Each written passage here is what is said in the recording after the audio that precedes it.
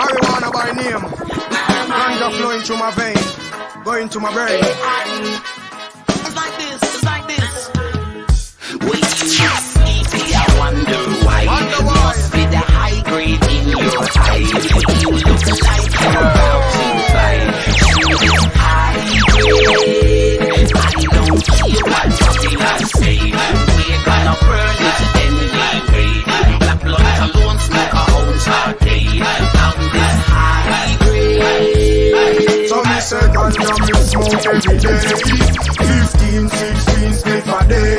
Good purple skunk from me as say. Move out of my way, me make me weed entry. But long weed a gun more than a century.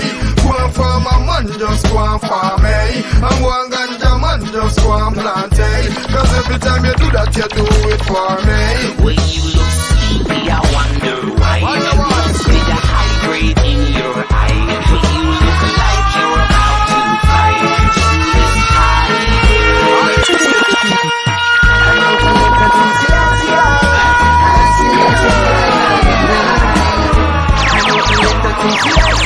just got some smoking and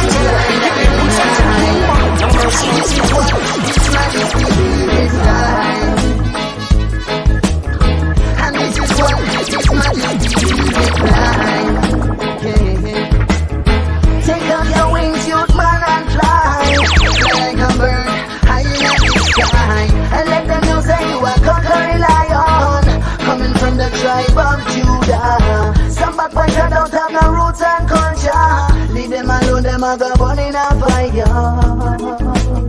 Fire. I look at them and you see that yeah. I see it to guide the night. I look at them and you see that yeah.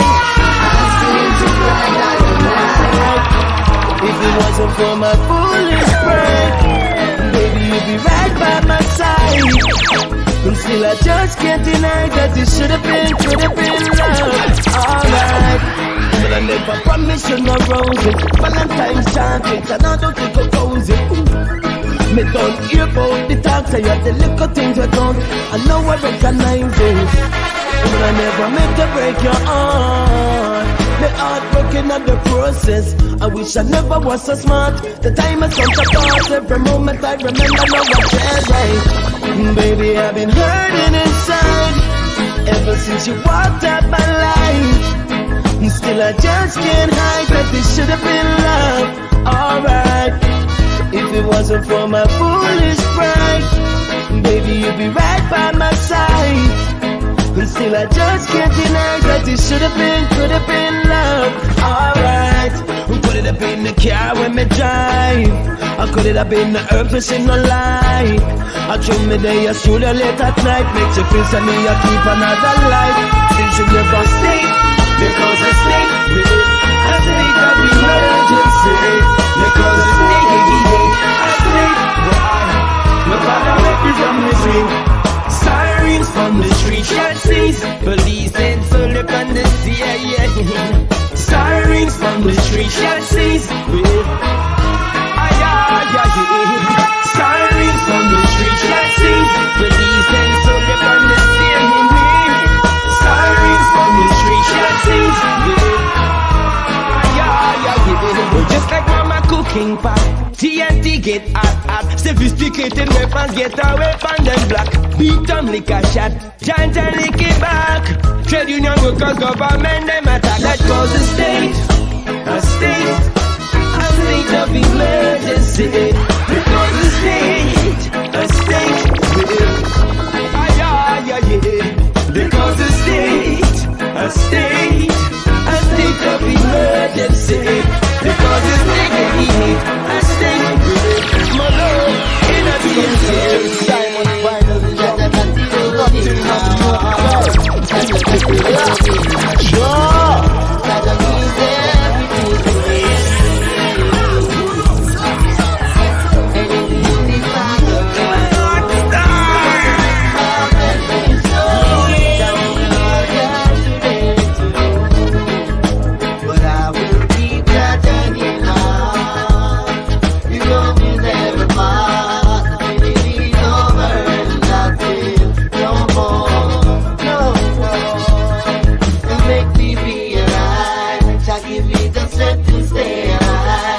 Infinity is over, nothing no more.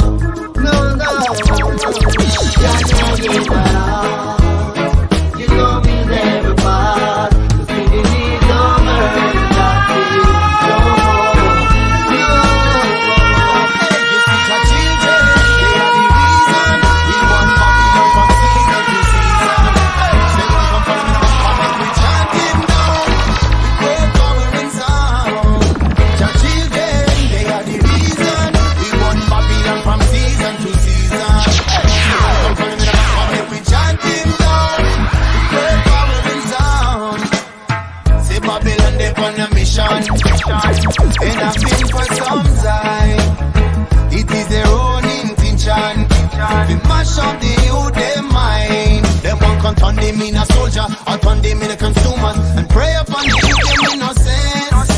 Brainwash education, television and religion are the tools of Babylon implement. Corrupting our children, they are the reason we want Babylon from season to season. They want to come for them and come make we chant him down. With great power and sound.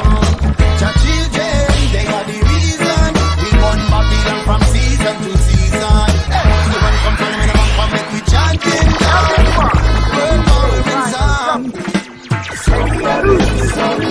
I'm keeping it real. So we are live, we live and let's live. So we are live, I'm keeping it real. So real, yeah. So we are live, we live and it's big. As a man, you must be able to find work and put food on the table. There's no time to sit around to play the fool or be around. Independence of player haters, real hustlers and gold diggers. Now I've no time to watch the face. Them kind of people don't have no place. I'm keeping it real. We live and let's live. I'm keeping it real. We live and let's be. As we say, life's what you make it. You have a plan, you got to reach it. You work hard, you must get paid to live good for another day. No bother with the tension, I say no bother with the stress. I say for ease up, we are deal with progress. Peace and love and happiness. I say for ease up, we don't need no commotion, 'cause everything is darkness. I say for ease up, no bother try to pressure me, and that is where I rest. 'Cause I remember when me had a yammy, me used to run dance club and party. And outside of this club and fit them hostility, them carrying that and we rubber every day upon us still down. The DJ round the mic and him a keep the place strong. Now father come here so like you are raging star. You can't bring that and we say to ease up, no bother with the tension. I say no bother with the stress. I say to ease up, we are dealing with progress. I say love and happiness. I say to ease up, we no need no commotion, 'cause everything is godless. I say to ease up, no bother try to question me, that is where I rest.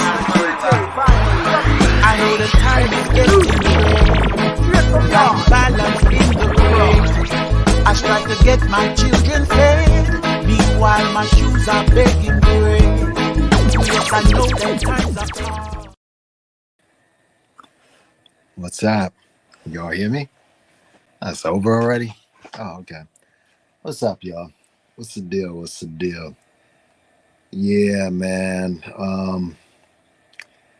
Yeah, I got to get into this. But peace. Welcome. Hold on. Let me just go down the list here. Because, well, first of all, let me just say what's up to everybody. Peace. Happy Monday. Happy Monday. You know what I'm saying? You know what I'm saying? Let me see. It's Senior A Jones or A Jones. You know what I'm saying? Last call. What's up? Oh, Callie. I haven't paid attention to that. I haven't even paid attention to that. Oh, Umar was in Manhattan today. All right. But Black Anonymous, what's up? Josephine, Leonard Wilson, Dr. Nikki, Hood Therapy, Spot 'em, Defrauding, what's up? Kevin's Clubhouse, what's up? Uh, First of all, Kevin, while you're here, let me just show you something. Let me just start off the show. But this will probably be another show, but I find it funny. You probably saw it already. All right. But hold on, let me get it. Okay, here it is. Hold on. Let me get it because I found this kind of hilarious.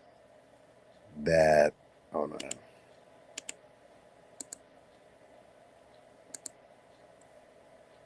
All right.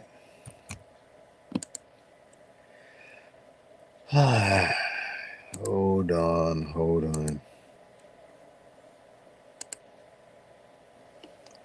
Actually, let me go here since I already know where it's from. Give me a sec, yo.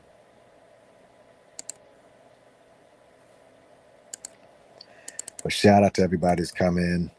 But try to keep this down under or at least an hour. Won't keep you long.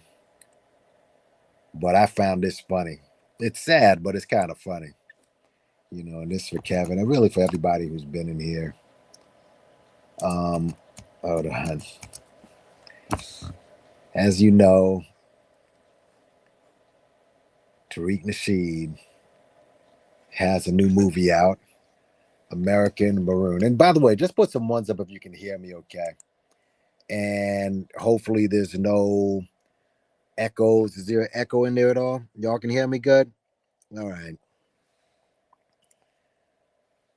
As you know, fresh off collecting money for the Museum of Hidden History. All right. Really what's hidden so far as a museum, but you know, there's obviously some history hidden. I mean, the location, well, somebody found the location. It's just it doesn't look like a museum. It looks like an art gallery, maybe a little church or whatever. But that's cool. He collected over $1 million, as you know, maybe close to 1.5, maybe 2 mil. Who knows? People are still giving him money. But if you didn't make that 1 mil, like you should, like they would have hit that 2 mil, I think this will put him over the top. Now, as you know, he's going to put out another pseudo ass movie. It's going to be called American Maroon. Um, and I just want to show you, and then we'll get right into Monique.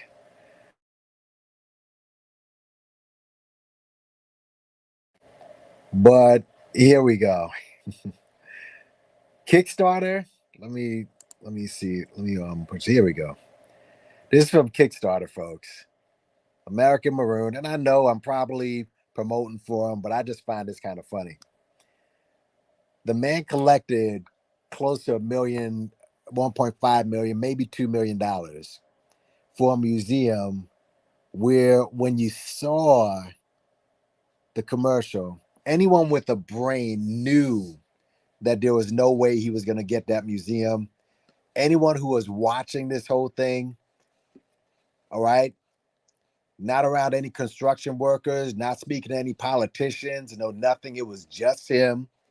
You knew that the hustle was coming was going to happen. So here, this is his late. Oops, hold on. All right, this is the latest. This is latest campaign, latest documentary, as he says, American Maroon. All right, a $80,000 goal. All right, so this is like, depending on how this goes, this may be Hidden Colors all over again. This dude who collected 1.1 million and change, maybe 1.5, maybe even 2 mil, who knows, right? For a museum where he hasn't even gotten the spot yet. Is pushing a year now. These years go fast. Ask Umar. These years can go fast. And this dude is already doing the same scheme he did with Hidden Colors. Basically, tell you to donate for a movie that's already done, a cheap documentary that you can probably do on YouTube yourself. Then tells you that to buy the movie because he's going to sell it on Amazon, and then hit you off in the back end. How funny is that? 80,000, 16,000 lemmings already gave money to this shit. All right. I ain't even mad at it. I ain't mad. This is like Jamaican. This right here is the image that Jamaicans have always used. So now he's trying to push. And as you know, him and Dane Calloway, they're both arguing now who's the bigger suitor. All right. There you go. Look at this. Folks, this is laughable. I'm not even mad. I ain't even mad. But from Kickstarter, 16,000 already for something that a document you can do for fucking free on YouTube. I give up. So let's just get into it, y'all. I mean, again, you're gonna kill Umar for running the scam. All this Tariq is doing is a refined one. All right. His is more refined. He's smoother. He's not going to be up in some, on some dusty corner. All right. Shouting in the middle of cemeteries and shit like Umar is. He's not going to be doing that shit. It's just a different flavor. And it's just, to me, it's entertainment. It's just fun to watch, man. It's fun to watch. But let's get into this, Monique and her fuck shit. First of all, there's someone else. Yeah. Yeah, there's a couple of other people because this is still has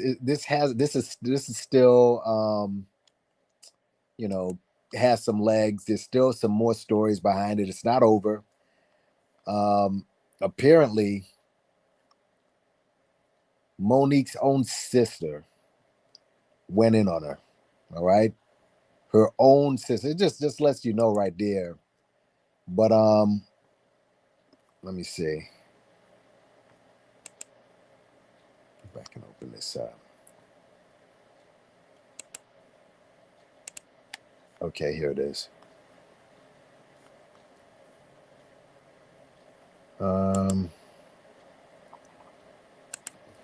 Give me a sec.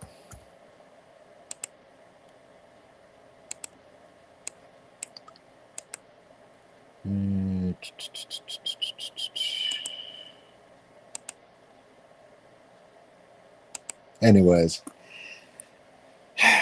let's just get into it. And y'all hear me okay, first of all? Just put some ones up you can hear me okay. Let's just get right into it. Monique and DL Hughley. Now, I'm sure a lot of y'all already heard the cuts. I don't have to get into that anymore. Basically, Monique, DL, they're supposed to do a show together, right? They're both arguing over top booking or whatever. And I guess there was some sort of disagreement. And, I was introduced with the story with basically Monique went off and she started killing DL during the show, to which DL responded. And after digging more into it, because I thought it was just another episode that Monique was having, and I said, okay, all right, fine. Let's same thing over and over again. But you're going to see that this is not just DL. This is not. This is literally a steamroller anybody in that gets in her path. anybody. This is not just DL. This is not just Steve Harvey. All right. And how interesting that this comes a day or so after maybe one of the most evil bitches in the history of Blackistan. One of the most, she's definitely up there. Jada Pinkett fucking Smith. All right. Who took time out to disrespect her husband and, an episode that she caused by by exploiting it and using it for her own selfish benefit. But anyway, if you saw the Instagram, I mean, well, not the Instagram, I'm sorry. Well, DL's Instagram, yeah. If you saw DL's Instagram, right? Basically, because he kind of broke it down. I mean, if you saw the flyer, a lot of y'all saw the flyer. The flyer usually, if the flyer, the way it's set up, I mean, DL's picture is huge compared to Monique's. How many of y'all have probably seen the flyer anyway? Let me just go down to the comments. Clock, what's up? DL didn't like how DL was shitting on. Well, I don't know about that. I mean, see, that's another thing. People are gonna be coming at DL because he's a Democratic shill, okay? Which has nothing to do with it. We're gonna get into that as well. All right. And I don't think Ice Cube's initiative was not perfect. It wasn't perfect by any shape or form. It was I'm glad that he attempted to do something, on behalf of Black people. I think he did it right. I think it was noble, the cause, but it wasn't perfect. All right. It's okay to speak on certain things that you disagree with. But see, again, people are going to use this to say, oh, DL is a coon, they're exposing him and all this other bullshit, which is a lie. All right. I mean, people already know that what DL is, what he does for the Democratic Party. Right.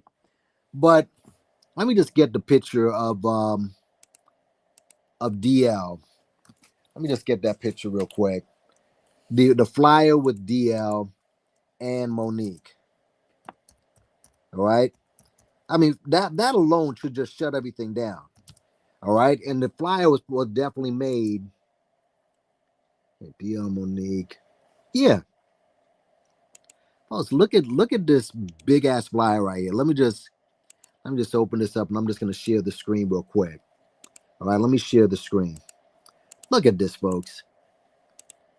All right. Now, when you look at this flyer and when people set up who is the main event on the show, just based on how the logistics of the flyer. All right. Look at how the flyer is set up. Look at the wording. Starring D.L. Hughley. Starring D.L. Hughley and Monique. Big ass photo of DL next to little Monique. And, there's very few things that you can refer to Monique and little. Very few things you can associate with Monique and the word little. But this right here, this alone tells you everything. And then obviously they have Ada Rodriguez, Josh Adams. So the photo alone, all right? And that's what they do in entertainment. Kind of like, and I don't know if y'all noticed, Eric B. and Rakim. All right? Eric B. It's not like they're one over the other, but usually it's not. You remember like back in the days where, used to be, this is my DJ such and such, EPMD and DJ Scratch, right?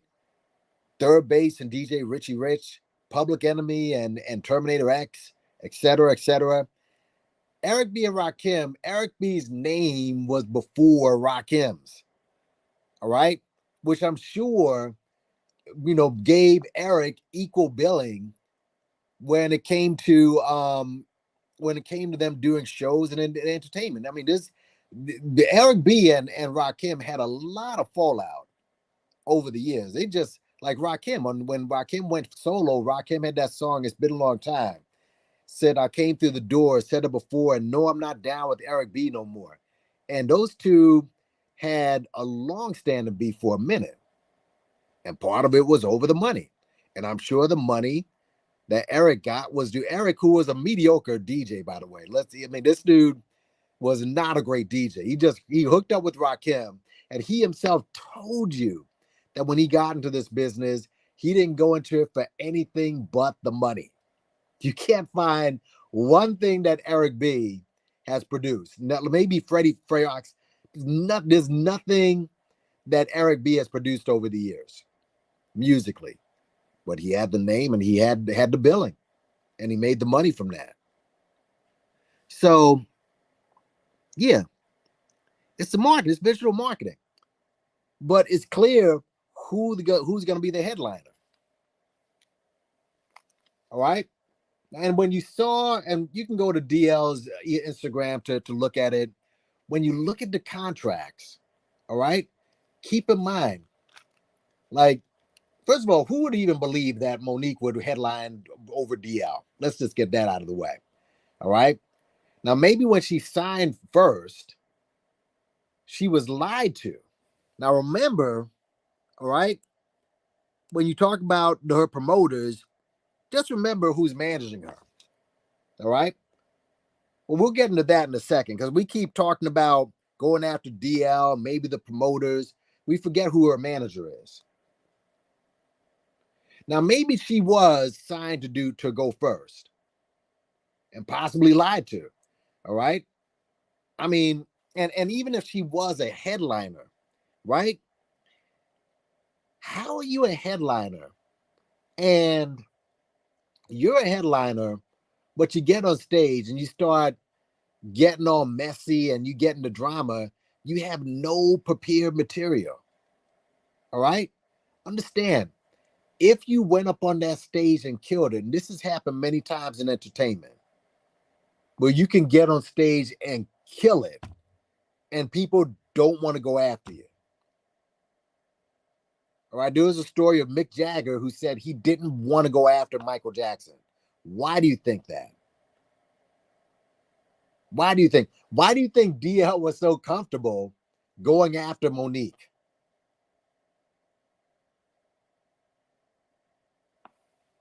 All right. So Monique, and what's interesting is this. Monique signed the contract on the 28th. Understand, I think it was I guess May 28th she signed it. That contract that she showed that was under her company. And her company her company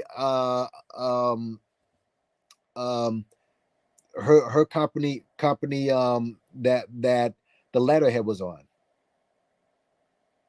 So she signed it under her company letterhead on the 28th.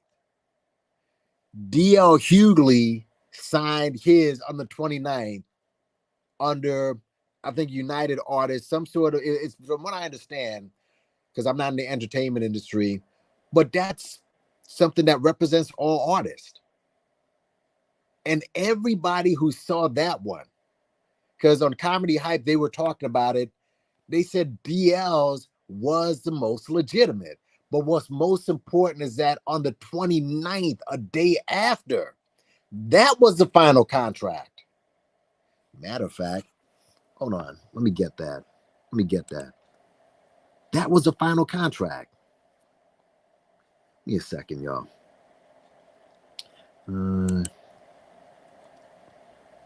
Let's see.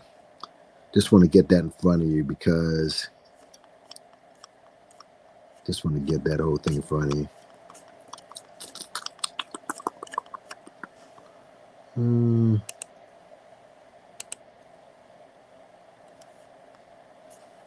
But yeah, man, I don't know about you, some of these people. I guess, and I heard Carrie, I know she's still in the building, but a lot of these women, I've seen some people, I don't know why you're riding with Monique for it after what you learned from Jada Pinkett Smith. I don't get it. I just don't get it, man. Hold on a second. I want to just show you the date, the actual date of that contract. Right? Because DL just came and hit her with all them receipts, man. And Monique is still going. She's still going. Hold on.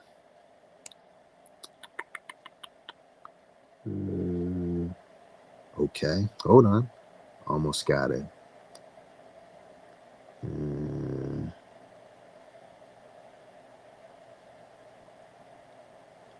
Let's see.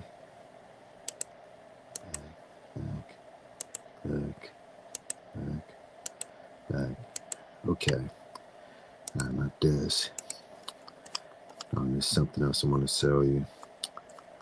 But everybody is coming to the building. What's going on?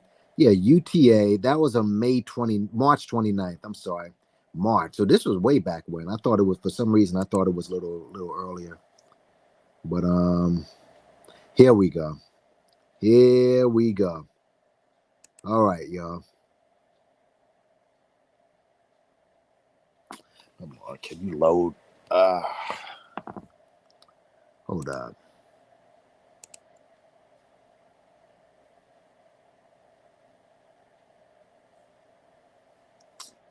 Shit.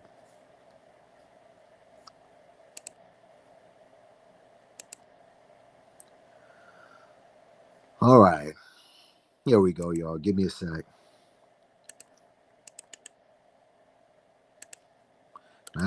Actually, I need to get into the chat. Let me see what's going on there.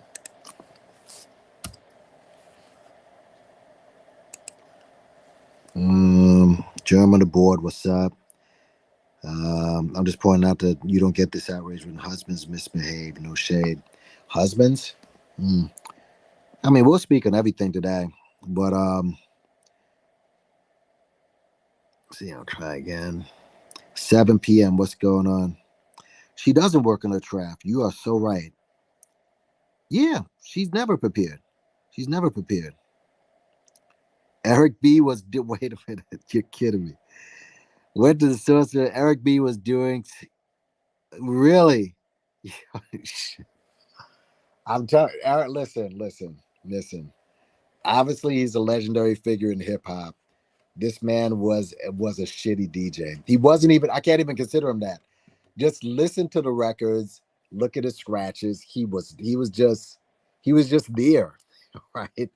He was an image. I mean, I'm not trying to down him because again, he's an iconic figure in hip hop, but it's because of the man he associated with. So I'm not. It's no shade or nothing because he's a very smart man as well. When you hear him, he was one of those guys who never spoke or anything. But yeah, he's a very smart man. But he's smart as in very street smart and very savvy, very savvy. So yeah, we just got to keep it a buck, man. But let me go here. Here it is. Here goes the date, y'all. You see this? Look at this. Look at this. See this? The 28th. This is the contract that Monique showed. That's what she showed. Right? This is from her company, Hicks Media. Hicks, i.e. her husband. Her husband's company. All right? And this is DL. From, the UTA. I mean, receipts all over the place. And again, DL might have saw that contract. He might have said, fuck this. I'm not doing that. And did this something on the side and been like, put me first or I'm not going or whatever. And he might have done something grimy.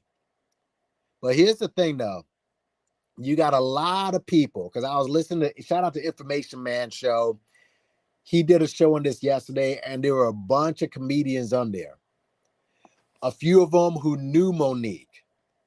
And a lot of these people don't have anything good to say about Monique. Some of them didn't even want to get into it. They just said, I'm just saying I'm not into I don't like Monique like that. All right? Because she's done stuff like this before. Now, if DL is that grimy, right? Why is it that no one else has come out against him and said, yeah, DL does some snake shit like this? I mean, you got comedians going in on Monique. Lunel, the comedian, this is a female comedian, was like, this woman cries wolf too much. Lunel. So you got to ask yourself that question. Why isn't anybody going after DL saying, oh, he's a snake nigga, he always does shit like this? So reputation is important, y'all. So that's right there. That's the contract. Now, again, this was on Monique's letterhead. All right. Not the promoters. This is Monique's. All right. Maybe her company lied to her.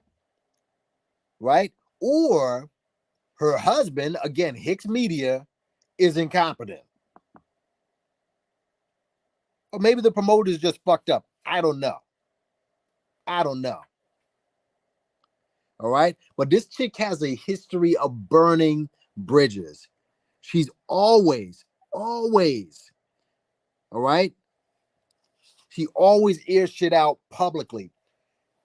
During the Netflix, right? Who puts out their Netflix contract? Like, she put out her whole Netflix contract, and we're going to get into that later. $500,000 they gave this chick. $500,000. Now, you may say, wow, that's too small. Compared to what? Let's go into the chat for a second. Everyone in the chat just shared your live. Yeah. Listen, these are women. Look at this. The transcript. What's up, knowledge? Transcripts of women. All women are saying they're tired of this shit. Women are saying that, but you'll see as we go on. Yeah, man. DL's a closer. I don't know why. Listen, I'm not saying that he's Dave Chappelle, but he's funny. He is funny. He's got good one-liners. He's quick on his feet.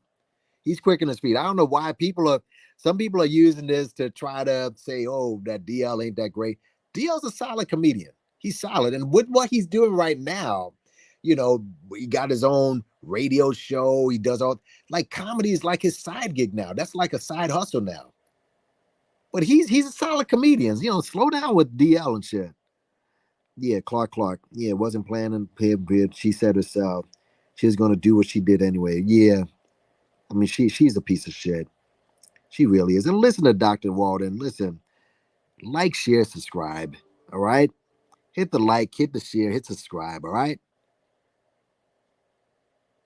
No, I'm not saying, I never said you roll for Monique. Calm down, Carrie. All right? Calm down. I didn't say all women. Oh, my God. There you go. I didn't say all women are supporting Monique. All right? But there's a sector of women. They're jumping out the window for Monique, just like they did for Jada. And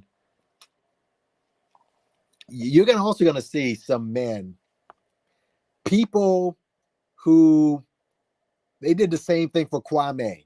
All right? Because Monique's no different than Kwame. All these, Monique, Kwame, like, all these, this is not something, this what she's doing right here, this is not something that's restricted to just one gender. Monique does this shit. Whack 100 does this shit. To certain levels, Hassan Campbell's doing this shit. Faison Love, Kwame Brown. All right? Guys who are in the industry were in that industry trying to get their foot in, and they threw them out. And now they're on some bitter world tour. Kwame's on this whole, revenge tour against Stephen A. Smith. And you notice they only go after white people, only after black people they feel they wronged them. He's not going after Jim Rome. He's not going after Colin Cowherd. All right? He's not going after Skip Bayless or Legs or any of these dudes. All these guys, they just go after black people because it's really out of jealousy because they want to be where they're at. And then they try to position themselves as this man of the people.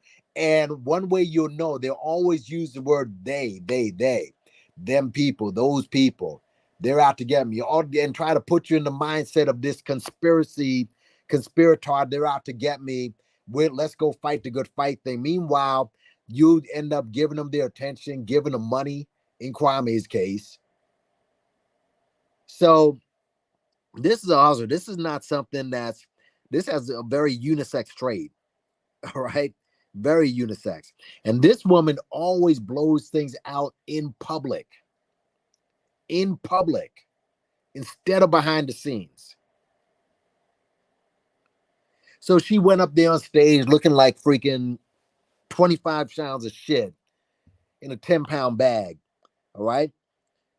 Basically going after everybody. She even goes after people who interviews her. All right. She's like, she's like she never does. This is something. She doesn't take responsibility for any of the things that she does. All right, so let's go in the chat real quick. Anthony Holloway, what's going on? You said, yeah, that went fast. Hey, how do you feel about Tariq Dane Calloway, Pete? I'm looking at that. Right now, and it was bound to come because Tariq beefs with everybody. If you look earlier in the show, by the way, on the playback, you down with the playback gang and shit. Just listen. Tariq is now doing a Kickstarter for that maroon bullshit. He already raised $15,000 and has an $80,000 goal. All right, just like a couple of months after. He raised over $1 million for a museum that still, you haven't even put a shovel in the ground. You haven't even found a property. What he's doing is not illegal either. So it's called the Maroons. It's some documentary that you can do on YouTube by yourself. But I've always, like I said, if you're going to go after Umar, how can you not go after Tariq? And vice versa. So yeah, that I'm looking at. But Tariq and Dane Calloway, I'm guessing that Tariq is gonna win because he's gonna find much more things to roast Dane Calloway on. Now, Dane Calloway does have a very he has a group. He has a bunch of loony followers. All right, so he has a lot of a pretty big cult himself. So it'll be interesting to see what happens between those two. But yeah, like pseudo killer versus pseudo versus pseudo. But yeah, man. But she attacks everybody. Monique, interviewers. She attacked Charlemagne, as you know. She went after Monique. I'm sorry. She went after Whoopi. She went after Whoopi after Whoopi tried to help her. And she put out Whoopi's business too.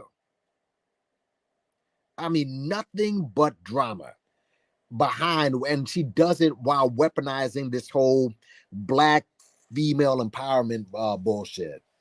And a lot of black women are fooled, all right? Carrie, and I'm not saying that you're a fool, but there's a few out there. I saw some like, oh my God. I'm not going to say who this YouTuber was, but as you know, after Monique won the Oscar, she had her own show. Now, again, this just shows you how nobody was really checking with Monique like that. All right. She got a show on BET, the show bombed, whatever, but she had T-Boz on the show, and T-Boz, from what this woman was saying, went after Clive Davis.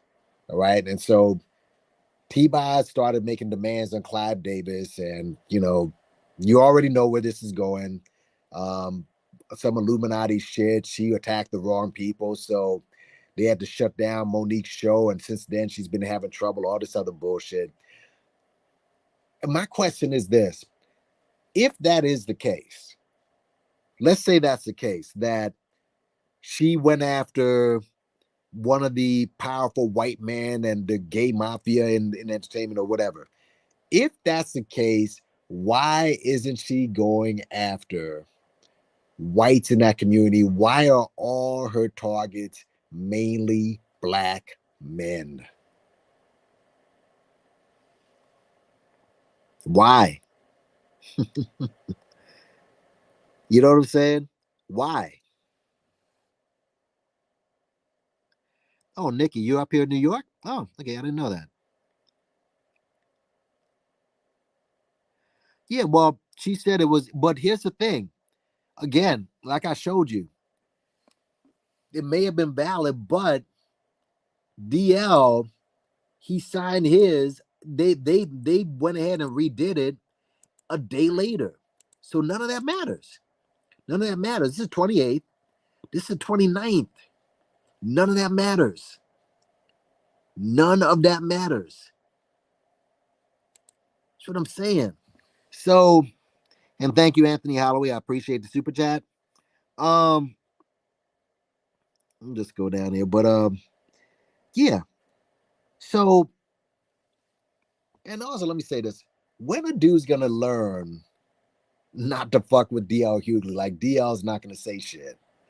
Right? And DL, understand, DL has a filter because he's got a corporate job. He's got other things going for him. To be fair, so does Steve Harvey, right? But when are people gonna learn not to fuck with this dude? Like he ain't gonna clap back. Like he ain't gonna clap back. Now maybe maybe DL said, you know what, I'm not gonna go before that funky bitch. You know what I'm saying? Maybe he said some shit. I mean, it sounded like he'd say some shit like that. But still, and I understand people are mad at DL. I've heard people say things like, "Oh, he's a coon. He's always towing the line for the Democrats. He was down with the jab, right? All right. He attacked Bill Cosby. Fuck Cosby. Let me just get that out of the way. Bill Cosby tried to get this dude fired. Do you understand that? Y'all don't even know the history of Bill Cosby and what a piece of shit he was, and how many blacks he tried to either ruin their careers or get them fired. This dude called up on a radio station while DL was on there, and dude went behind the scenes and tried to get DL fired. Go ahead and tell me that was cool. And tell me that, oh, well, DL is nothing but a coon. I wish they got him fired. What is Cosby? What's Bill Cosby? Well, I've already been through this before. So y'all are riding with that like he owes Cosby shit, right? They said he attacked Kevin Samuels. Dude, that's another, listen, guys. Kevin Samuels is dead. Kevin, and most of these dudes who are crying for Kevin Samuels, they don't even know this dude. You never met him. He was proven to be running game. The man's talking about family and marriage. This dude didn't even finish paying his child support till, like a year or two ago. What are you talking about? Dude was making $900 a month. Not paying his alimony. This dude just found a lane. He ran with it. And he happened to die. And you got grown ass dudes who don't even know this cat. And I'm not one of these dudes who's like cheering because he died. I mean, it's like Kevin Samuels dying. That doesn't affect or adjust the black community any way, shape, or form. But you got grown men just like boo-hooing because this dude passed. DL Hughley is a man on a radio show that does commentary. That's what he does. He didn't crack jokes. He didn't do anything over the top hardcore to Kevin Samuels. Like, who gives a shit? Y'all really took this Godfather shit seriously. But supposedly, Monique, because supposedly she's mad at DL. DL had said some things about her on Vlad and Steve Harvey. But I want to get into something real quick. I want y'all to listen to this, and just to show you. And fair use, y'all. Fair use. Listen to this. Listen to this piece of trash right here. This is just, again. Oh, yeah. Actually, yeah. First of all, let me just read this off. Actually, let me put this in the chat, because maybe it'll be easier if I put this word in the chat. Let me just go down here. Yeah, she's trying to stay cool. So much in the news and we're trying to stay level. Yep. Yeah, Monique is out of pocket. She's out of her mind. This woman's crazy. This woman's just off her shit. Really. What's up? What's up, RNT Entertainment? Peace. Yeah. And this is what Lunel said. Lunel is she's a female comedian. Yeah, her husband, she ain't divorcing. But that's a whole cult right there. That's a whole cult. Yeah. I mean, and who did her husband manage before her? Understand, her husband came like around the time she won the Oscar, and things went downhill from there. Yeah, so yeah, that's another thing. Like, she ain't look at her history. She ain't do any distinguished parts like that. All her shit was coon buffoonery. You serious? Man. What's up, drama? Coding it off flat. Trade the call. Oh my God. Kwame's that's just another goofball. That's another can of shit right there. That dude is a full goofball. And he still got his call followers. That's all. What's up, Information Man? Information Man, new information came out. And Information Man had the tea. He brought out some new info. All right.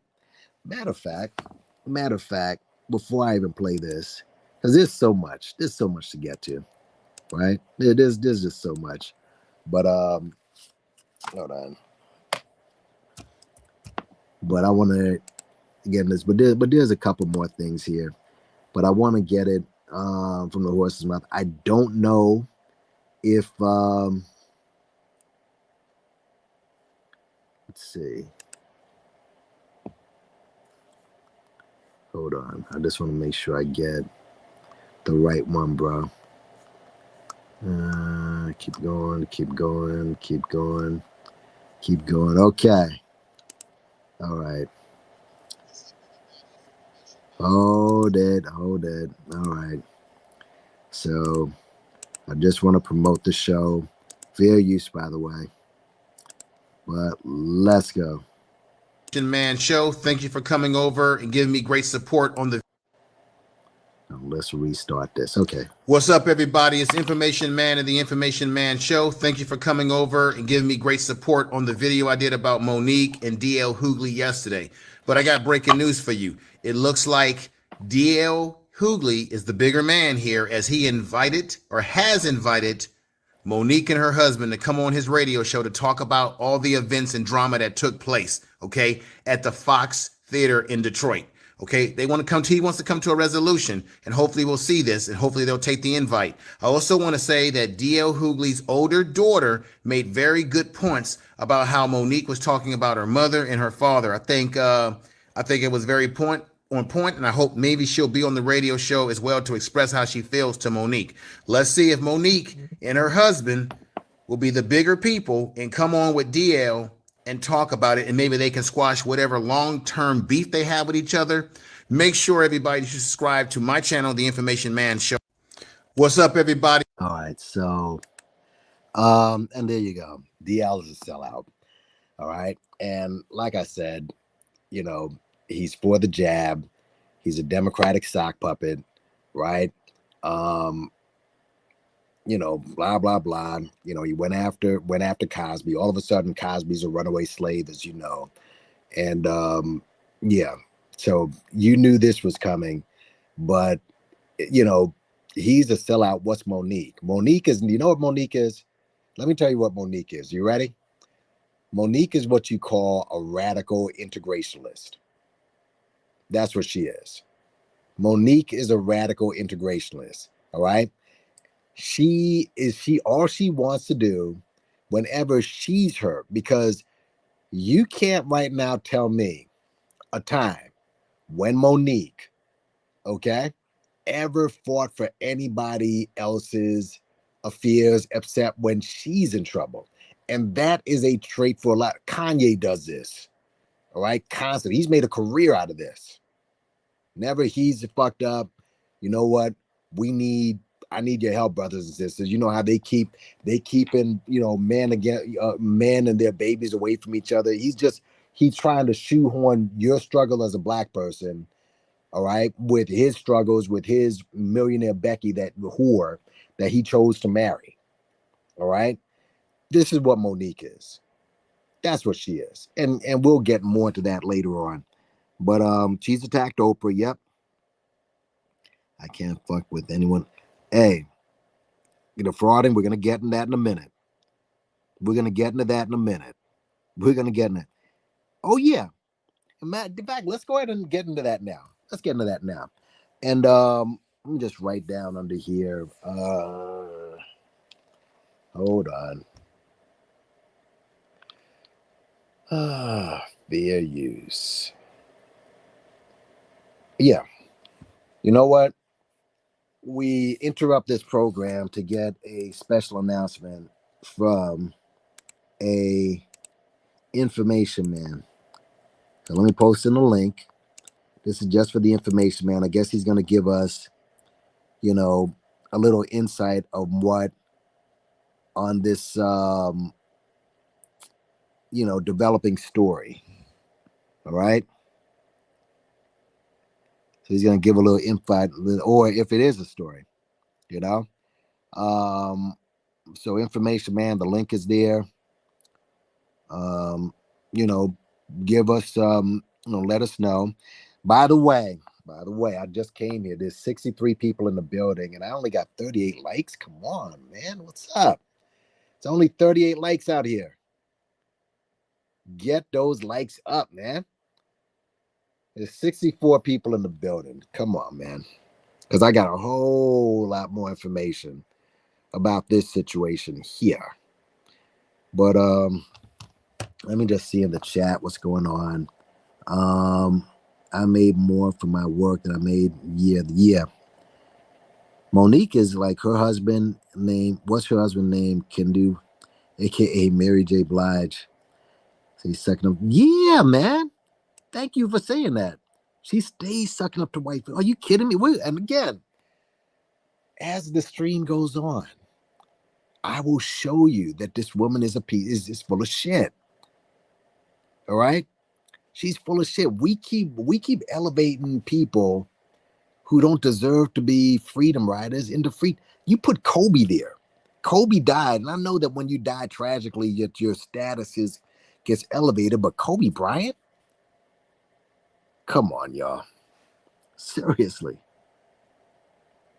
Yeah, she's self-centered. All right. She is not.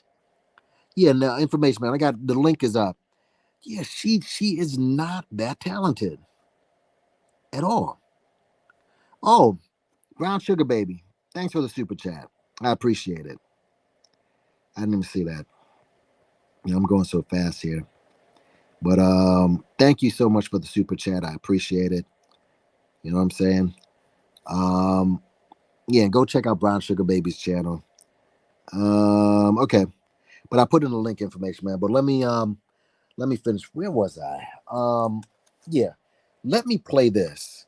Let me play this. All right. And let me just put in here fair use. All right. Fair use, y'all. Fair use. So let's get into this, man. Cause again, this woman is a problem. She is a problem. Let's get into it. Hold on.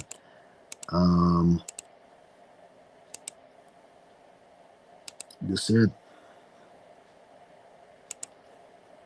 here we go. Listen to this.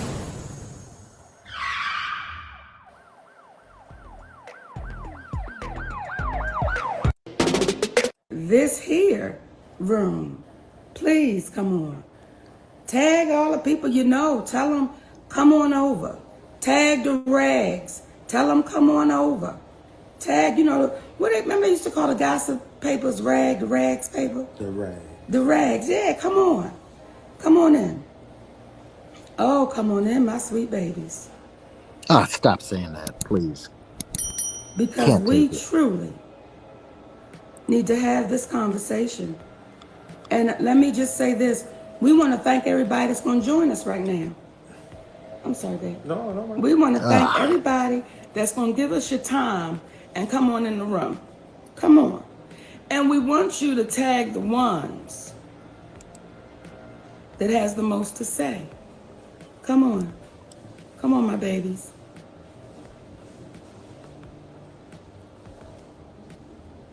Come on, sweetnesses. Please stop saying that. How are you today? Daddy, I'm wonderful.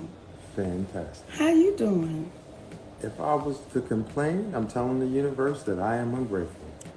I refuse God. to do that. Y'all Come can't on see now. that running game? Come on now. Don't make me get to smiling, Daddy, because I got to talk now. I got to say it. Why can't we still say what you need to say with a smile on your face? You right, baby. You right. All right, here we go. Hey, my sweet babies. To all of y'all. Now, some of y'all in your feelings and y'all don't want to be my sweet babies right now, but if you in here, Forever. hey, my sweet babies, let's have this conversation. So, And please excuse the background noise. We didn't know when we started this that the yes, Daddy. landscapers was going to come. Please But go tell them to stop. We're going to get them to stop, my babies. Because we really want y'all to hear this. And yes, this is a homegrown live. This ain't no big production. This ain't with the lights, camera, action. This is us sitting in our family room having a conversation with the community. This is us sitting in the family room. Look at it like you in the basement at the auntie and uncle house. All right, I can't, I can't. Did you tell him that? Hold on, I got to forward this. I got it. Hold on. From a really good friend of his, having a conversation. Earlier today, we did a post. And we did a post with D.L. Hughley having a conversation about how his daughter was violated from a really good friend of his. And at the time, he didn't say anything because he didn't want to jeopardize that relationship with a really good friend. And he didn't believe his daughter. We posted that.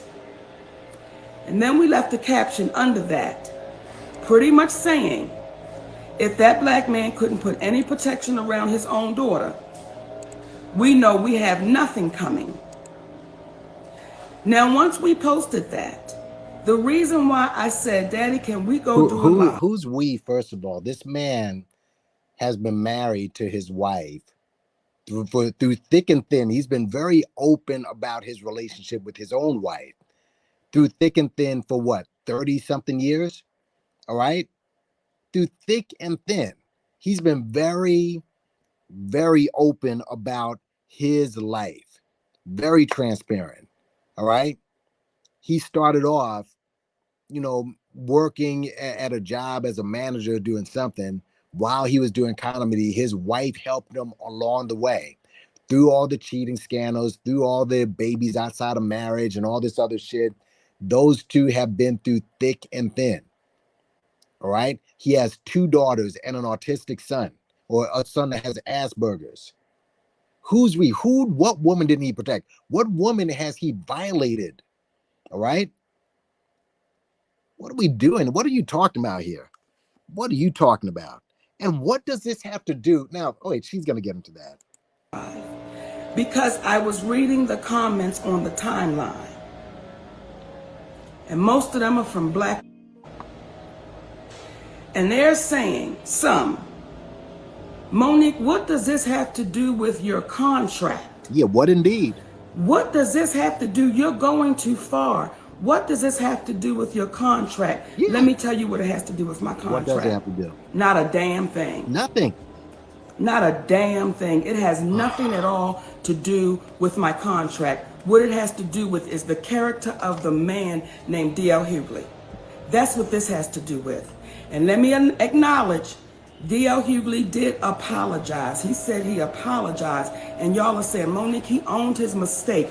Let me say this to you. Though he owned it, it does not erase the trauma. Look at how stoic and creepy her husband looks in the background. Look at how this man looks in the background. You telling me this ain't no cult going on? And DL apologized. And we've already established that this wasn't his fault at the end of the day. The guy who's the culprit is the weirdo sitting next to you. Oh my God. And when we talk about the character of the individual. Wait a minute. Listen, okay. DL may be a shitbag. Is he the worst in Hollywood? So wait, once you step over DL, wait. Hold on. Slow it down. Wait, DL's a piece of shit. But you just linked up with a guy named 50 Cent, a man who openly shitted on his son, disowned him, allegedly, maybe allowed him and his son and his mother to almost burn down in a house. What? She linked up with 50 freaking cents. Listen, I love Power. Listen, some of the music 50 puts out, you gotta admit, he puts out good music. All right. He put out good music. That his first album was a classic. I gotta give it to him. And when you look under the circumstances that he had to put out that album, all right, they almost left this dude for dead, literally. And to put out a classic album, mainly because he hooked up with the right people, you got to give him props for that. But 50 over the years, what? He's promoted so much. I mean, Power is a good show. And I haven't seen Power 2. And I'm sure that all of this is like about black violence and black dysfunction. Let's be real. But, and with 50 of his personal life, dude, look at how he treated his own son. But you're working with him. If it's all about the character, you have no problem working with him. But now you're bringing that out on DL?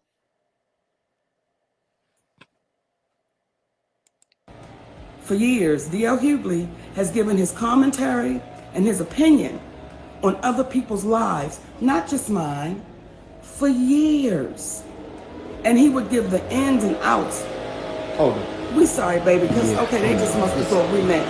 I'm done with it. Information Man is in the back. I'm going to bring him up. All right. Hold on a second. I mean, this woman is trash. Go ahead, Information Man. What's going on? Hey, how you doing? Can you hear me? Yeah, I can hear you good, man. I mean, yeah, this woman's out of her mind. Go ahead. Yeah. Well, one of the things that bothers me is that she continues to agitate the circumstance, the situation, and she has publicly admitted in this video that this doesn't have anything to do with the contract, although she kept saying on the stage, the contract. I'm the one that always closes. So now, just as I said on my show, this is personal with her. It is obviously that she has an extra grind with him, and she simply used the incident that took place in Detroit as the way to open up the door to jump on him and talk about other people. I think that she is completely wrong, as well as her husband, who I believe is a true sense of a beta male. It's like I said, he sits back like a puppet. He's sitting back with that smirk on his face while his wife is running her mouth. And for her to now take it to the point where she's coming out with an allegation about something that happened to his daughter in which he didn't speak out about it.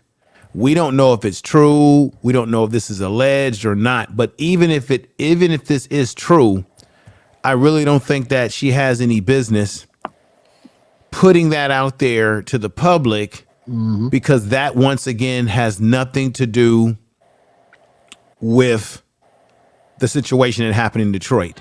I think she's doing it simply to make herself more the victim. So the more she can break DL down by talking about, well, he didn't do this for his daughter and blah, blah, blah. And we heard her daughter come out and speak. She made a sound statement. From what I understand, she got married. She has a child. He has another daughter. I think he also lost a son a long time ago, too. He did. What happened is, you know, he, like I said, you know, had been with his wife through thick and thin. He cheated on his wife, got a girl pregnant out of marriage, and her man found out and killed her and the kid. So, right. But see, this is the thing, though. Even if you don't like DL, if we don't like DL, we don't like his comedy, we don't like things he said on his show, which, by the way, his radio show is a show in which he gives commentary on social things. So, of course, he's going to talk about people. That's the kind of show that he has. But to his credit, DL has been pretty transparent about his life. He's come out and admitted that he cheated on his wife that he's been with for many, many years. He also admitted, because, you know, he's from Los Angeles, he also admitted to his involvement in gang activity. So DL has always been an open book. He's never shied away from telling you about his background. He's opened up about his background. So anything that she's saying about him to try to besmirch his character is nothing new. Now, this issue with the daughter is something new that I'm hearing from her. But the thing is, why are you now saying something like that? Because why? She wants to drive the court of public opinion on her side, because people are already saying that she acted a plumb butt fool. The bottom line, Nappy Yankee, as we spoke about on my show on Sunday, is that her husband is the manager and he should have taken care of business. And the Empower Esquire, she said, and I made this point to her, if all these things have been happening to Monique, where she's been wronged in contracts, she's been wronged in this and that, why hasn't she ever brought any of her allegations to court to sue those that have wronged her in the comedy business in terms of her money, what she's worth? And when I brought that up to Empower Esquire, she said that's an excellent question, that legally she should have done that. Oh, Nappy Yankee, she also said that when she got up on stage and she called out Oprah Winfrey, she called out Steve Harvey a coon, she called out Tyler Perry and these kind of folks. She said that they could actually sue her. Y'all hear me, folks? They could actually sue her for defamation of their character. So when she rattled off like she did, she also put herself in jeopardy of possibly being sued by those folks if they wanted to come together and sue her. She could also be sued by DL too, because of the way she got up on the stage and berated him. Now, the question is this. Empire said that her document seemed to be, from her legal eye, the more legitimate document than his deal memo. However, and we said this on Sunday, it's the promoters who effed up. It's the promoters who jacked this all up. Even if they told Monique that she was the closer and then they switched it on her. She said herself on that stage that the promoters is ratty. We said on Sunday, she should be taking her aim at the promoters. Matter of fact, this shows you what type of a terrible manager her husband is. I believe he's part of her problem, just like Jada is part of Will's problem. He should have said, nah, baby, go out there and perform. And then we gonna handle this in court because they breached the damn contract. She could have went to court and did this legally, and it wouldn't have looked bad on her because it would have shown that it was the promoters who did this. And her husband, if he was any damn manager, he should have handled that business and not had her do that. And let me tell you another thing too, Nappy Yankee. When Monique got up there and kept talking about how she wasn't going to be formed, that's bullshit. Even if they told her that she was going to be the closer, but they changed it, they could still countersue her for not living up to the contract, which still says you're supposed to perform. So even if she went in the beginning, in the middle, or last, even if she has a dispute about that, she could countersue them on that. They could still sue her and say, but yeah, but we still have a contract that says that you're supposed to freaking perform. That's the real reason why she got up on that stage and still performed, because she knew that she was going to be in breach of contract and she didn't want to give up that money. Her husband is the common denominator. Ever since he's been in her life, we have no record of his success with managing other people. I just think this is a situation where she met the dude, she fell in love with him, they got married, and she thought it was a good idea to give him to become manager because she figured he'll have the back. Now I don't have to spend any money on any independent person because now the money stays in the family. But however, the decisions that they're making together are emotional decisions, as I said on Sunday. He is laying in the bed with her. He is married to her. He has affection for her as a husband. So therefore, his decisions are going to be based in emotional decisions rather than just straight business. This is why business and pleasure just don't mix, folks. So he is the common denominator to her problems. Even other people in the business, entertainment, has said the husband is the common denominator. And I think she's in denial of that because she wants to weaponize. And I agree with DL. She weaponized black feminism to make DL look bad, when in fact, she also made herself look bad. When I had Kevin Lee up, and he's a comedian, he said that some years back that Mark Curry from Oakland and Earthquake had a dispute behind stage. And they told me that this is commonplace within I'm getting this from people from the real source here. It is commonplace within black comedic circles that sometimes that black comedians go at each other's throat like this, that we just don't hear about it. Earthquake and Mark Curry, we didn't hear about them because he told me they dealt with the promoter behind the stage, but still went up on the stage and performed and didn't call each other out. That's what those two guys did. And we didn't know about that.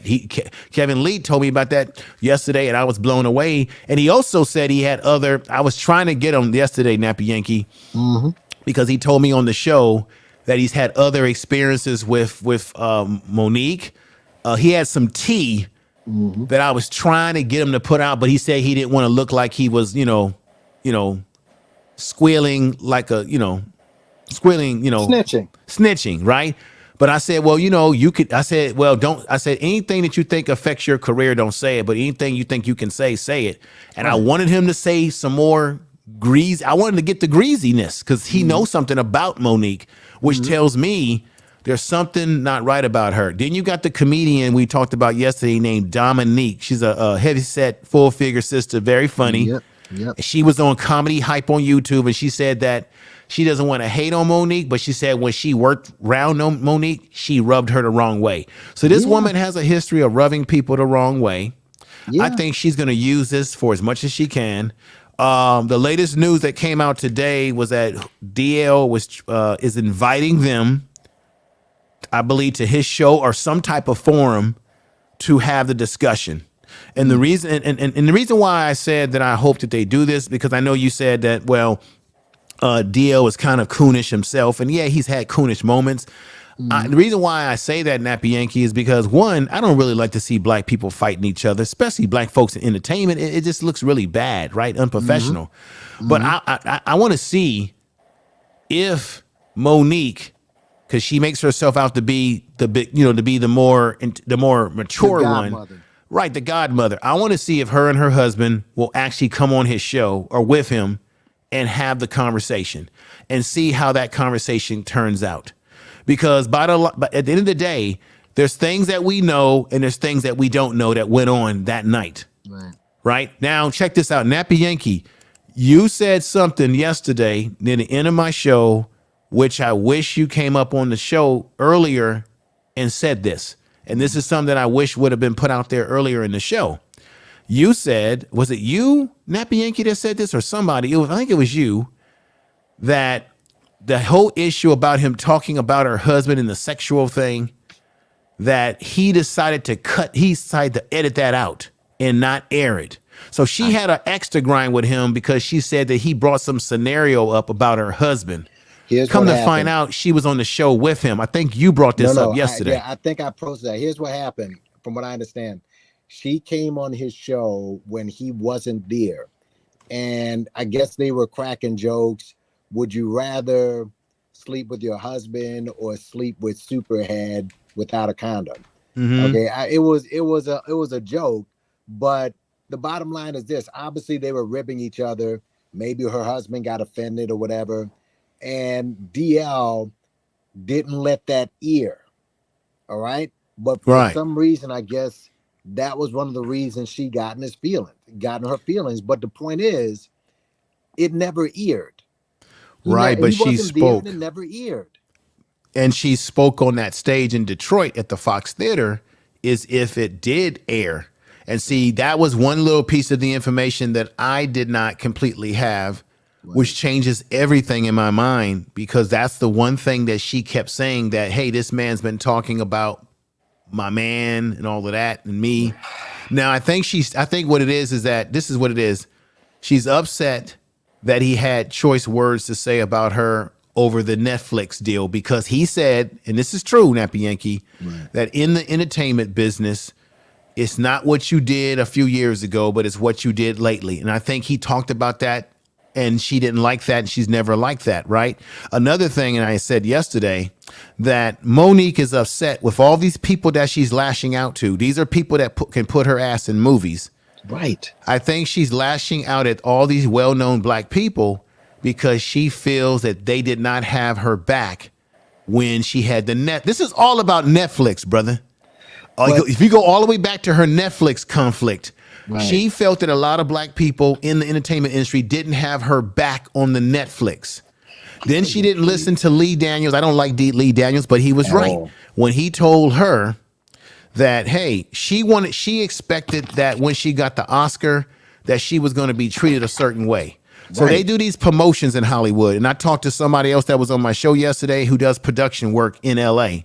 And he says it is commonplace for some actors to go out and do these promotional events where they may not get paid money, but then they're going to get paid on the back end, because if they promote very well in the show or the movie blows up, then they're going to reap the benefits from what they did in the promotional side. Right now, there's certain actors that are really, really up there, like a Denzel Washington, a Jack Nicklaus, or whoever.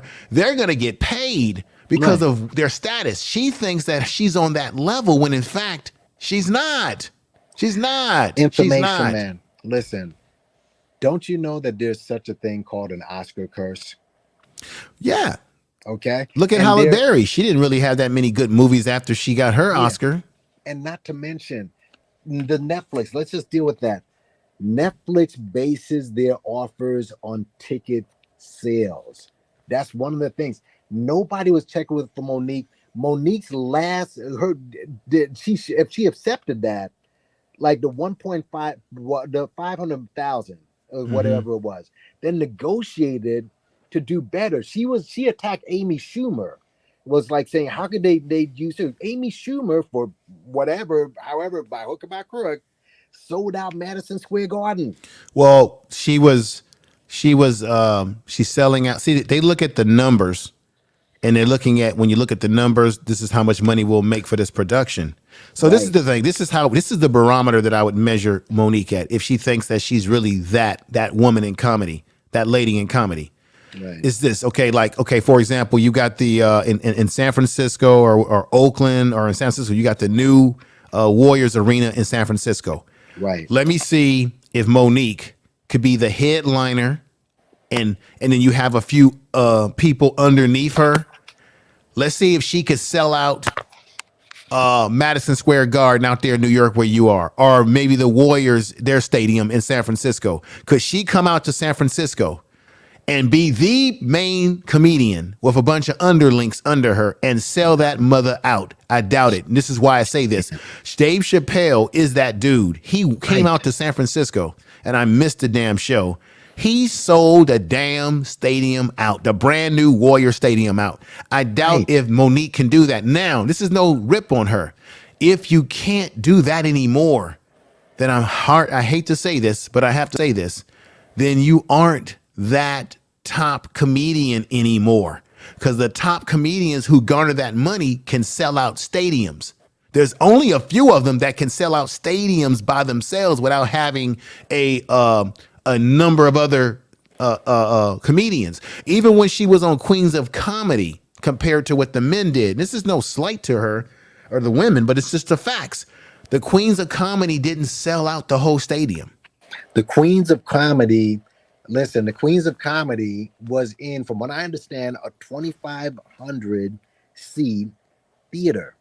Right. The Kings of Comedy was in a 10,000 seat Coliseum. Right. When she said, "Well, I closed out the Queens of Comedy, you opened the Kings of Comedy," that's like comparing a WNBA player who was, league MVP, won a championship MVP, to a sixth man in the NBA. There's no comparison. There is no comparison. The sixth man in the NBA probably makes more than a whole team in the WNBA, and because the talent level is not the same. Right. It's just and not. if you look at about being the tallest midget. Mm-hmm. If you look at comedy, much like music sometimes, it's almost like compare it to being an athlete. You get drafted to the NBA or the NFL and you have a shelf life. Right. And your shelf life is you are popular for a certain amount of time. Now, she's been in the entertainment business for 30 years. Right. Monique had a period where she was that woman. She was that lady comedian. But guess what? This is my diagnosis, Nappy Yankee. Tell me if I'm wrong or right, and anybody in the chat room. At the hype of her career, where she was that lady comedian, that was right around the time that she got the Oscar and everything was popping for her. And then what happened? She met that fool, Sydney. Yes. And then all of a sudden, he becomes the what? De facto manager. And that's when all of a sudden, that's when the fuckery started to come out. And that was when I think she got disappointed because she felt that because she won the Oscar, that Netflix would just give her a whole bunch of money. What she should have did, this is what she did wrong. And this is why she had poor management. What she should have done is she should have, in my opinion, this is just the facts, Nappy Yankee. Yep. She should have took the deal that they gave her from Netflix. Yeah. Rocked that shit out. And you know what could have happened? What if the comedy series would have been a big damn success? Mm-hmm. Then guess what? This is how business works. Then Netflix would have come back to her and say, wow, your comedy, we didn't pay you as much as we should have paid you before, but your comedy skit was a big success. We want to sign you up and have you come on back. Case in point, when Dave Chappelle started doing stuff on Netflix, I guarantee you his contract with Netflix is not what it's been in the last time he did when he did The Closer. I bet you when he first did his first stand-up special, he probably was not making what he makes with Netflix now. Why? Because they gave him a chance, and then they realized, oh shit, this guy is hot. And then every time he kept coming back for new, they kept upping his contract. I think Monique might have just blew an opportunity that could have turned into her having many more seasons, many more opportunity. Maybe her husband should have said to her, okay, we're not happy exactly with what they're paying you. You're saying that Amy Schumer is getting more, she's getting this. Okay, maybe you just come out and say to the black community, hey, I feel like I'm being under siege. When maybe what he should have said to his wife is that, you know what, honey, we're going to show the world that you the funniest, B-I-T, I'm not, what I'm trying to say. Yeah. We're going to show the world that you the funniest, what in the world. And you going to take it to Amy Sugar, and we're going to rock that comedy series out and have people talking about it. And then when it's so successful and you get another contract with Netflix at some point in time, now you can come out in a private interview and say how, I went through some struggles here because at first they was giving the other girl more money than me, but I proved that I'm the goddamn best. Do you know that she would have had more people rocking with her if she would have handled it that way, by having a successful comedy skit on Netflix that would have blown up, and then she could come back and say, I'm the goddamn bitch. You understand what I'm saying, Nappy Yankee? You want to hear something ironic, and I hate to go the tin hat route. You know that, Koofy. Yeah, you know right now. Don't you know that on Netflix, the Parkers are on Netflix right now? Right. So who knows if this was some sort of scheme to, bring up Netflix again, bring up Monique, and who knows? I mean, it's a dumb one, but I've seen stranger things before. But she's just, how about this? How about she does what Corey Holcomb does? Go to YouTube. You can make money on YouTube. People are doing it. She will, just her presence on YouTube, she'll probably have 200, 300,000 subs just doing drama, just being a drama queen. You can make money off you. Look at Kwame. Kwame is just nothing but the beef sector. That dude's getting caking off this stuff. So I don't know why she just doesn't do that and just build a platform from the ground up. Right. I think she should just go digital, build up. Because this woman who claims to be this, for the people and everybody else is a coon. No, she's the one who wants to go back into that racist industry, and she wants to get another Oscar. If she had gotten the roles that she did, if after this Oscar she blew up, do you think that she would have been doing what she's doing? I think that if well, you can make the argument if Netflix would have given her the money that she thought she was worth, we probably wouldn't be hearing anything from her, because she would be happy and content with her contracts and getting other roles. But this is the thing that's scary about this whole situation. It is obvious that Hollywood, white Hollywood, is not effing with her anymore. Nope. And then what she did, which I think was a bad calculation on her. No, once again, her husband is the common denominator. Yep. You have already been banned out. You've already been shadow banned out of white Hollywood. And then you turn around and you go after the only few black men who can put your ass in a movie. That would be Lee Daniels, say what you will of how you feel about him, or Tyler Perry. Mm-hmm. You just heard one of the biggest black men in entertainment who could put you in movies and rebuild your career. So now you call him out, who, by the way, I said on my show on Sunday, did you know this, Nappy Yankee? This is why I don't understand what she's doing. Do you know that Tyler Perry actually had her back at first, and then she throw him under the bus and calls him a coon? Do you know that? Did you know that event originally, I heard something like originally when she was talking about Netflix and she was calling people out, that it was Tyler Perry who was trying to kind of like, support her.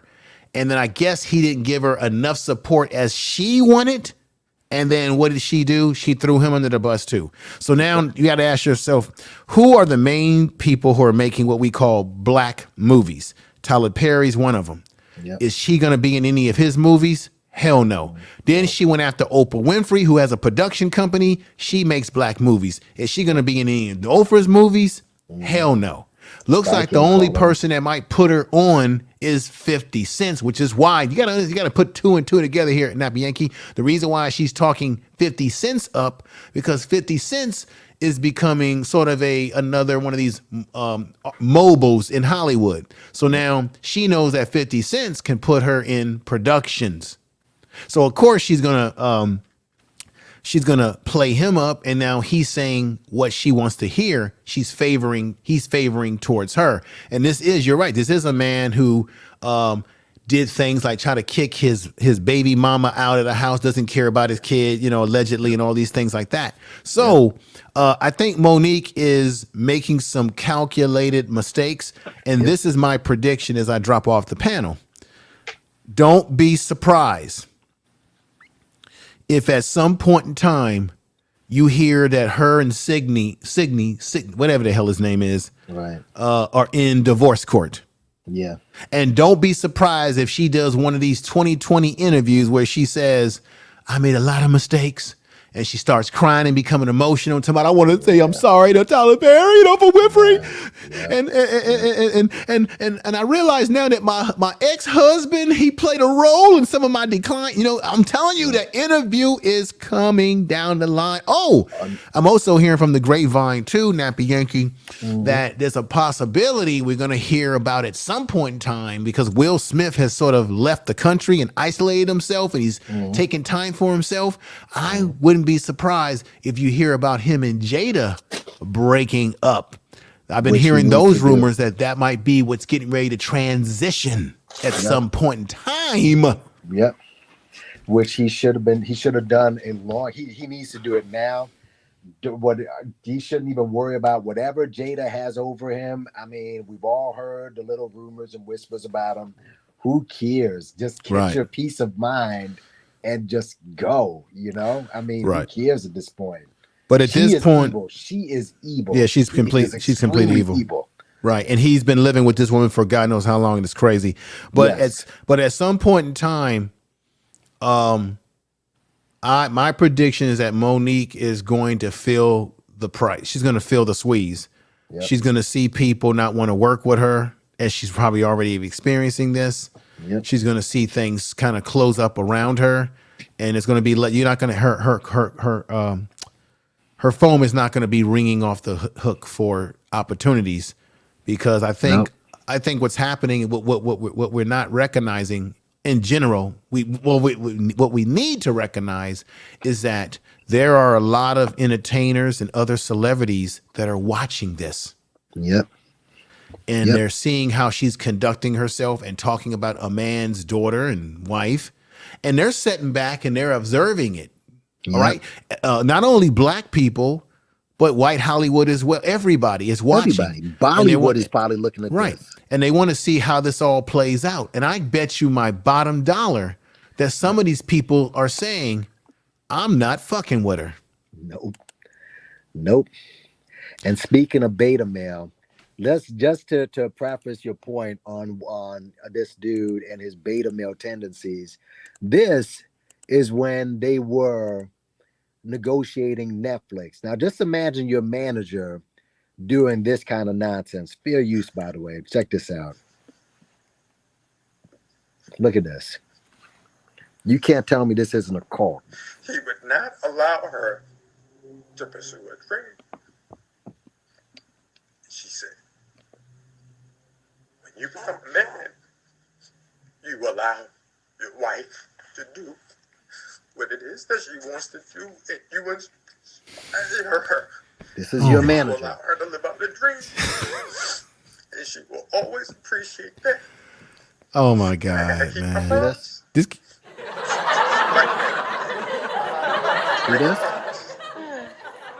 your mom, to your grandma. Nappy Yankee, this is what I'm talking about. Just pause it for 1 minute, brother. Sure. This is just the point I wanted to make. This goes back to what I had said before. You cannot have. This is the problem when you are a manager of a entertainer like Monique, and you're now both the manager and the husband. What happens is emotions come into play, and the emotions that make you make emotional decisions that can be bad decisions. This is why pleasure and business does not mix. And you see how he's crying. You don't need managers on radio shows or podcasts crying. Nope. You need managers that are staying poised, business savvy, and going out there and getting you the deals that you deserve. Not all this, well, you know, my wife and I'm a manager and all. That don't work in Hollywood. That don't work. It don't work. Look at this. Unbelievable. This is just, but this was 4 years. Look at him. Look at him. Yeah, 4 years ago. And this was during the Netflix, and she didn't do anything significant during that time. So, and again, and even if they get divorced, again, there's a segment of women that are going to be on her side, and because she was abused, her first marriage, she was in an abusive marriage. So I think she's kind of used to this type of stuff. It is unfortunate, but again, she got to take responsibility for what she's doing here, man. Right, but I'm going to leave you with this statement here. She did not start having these problems until her career started to take off at its Yep. peak, and then that's when she got with this guy here, married him, made him the manager, and I think that might have been an occupational mistake. I know it sounds very insensitive on my part to say that because that's her husband. So in their mind, they're thinking like, you know what? We're going to keep the business in the family. We're going to keep the money in the family. But the reality is that she might have made a calculated mistake. And I tend to err on the side of the other celebrities who have said this out of their own. This is not nothing new, folks. Other well-known celebrities that she's been beefing with has said this out of their mouth, that you need to go look at your damn husband. She should have been talking. Her husband should have handled the business the night that she got up there on the stage and went off on DL. He should have been the one that went back there and told the promoters, what the hell are y'all doing? Matter of fact, none of this should have happened at Bianchi because all this shit should have been ironed out before they even went on that stage that night. Should have been all taken care of. DL should have known what his stance, where he stood on this concert, and she should have known where she stood so that none of this happened. That's where the manager, the crybaby manager here, that her crybaby manager / husband, this is where he failed. Because he is a beta male who stands behind her like a damn puppet waiting for someone to put their hands underneath him to make him start talking. So when you hear her talking and you hear him talking, you hear no different. You don't hear any balance because when you hear her talking, it's the same as when you hear him talking because he's like a puppet being puppeteered. He's sounding just like his wife because why? That's his wife.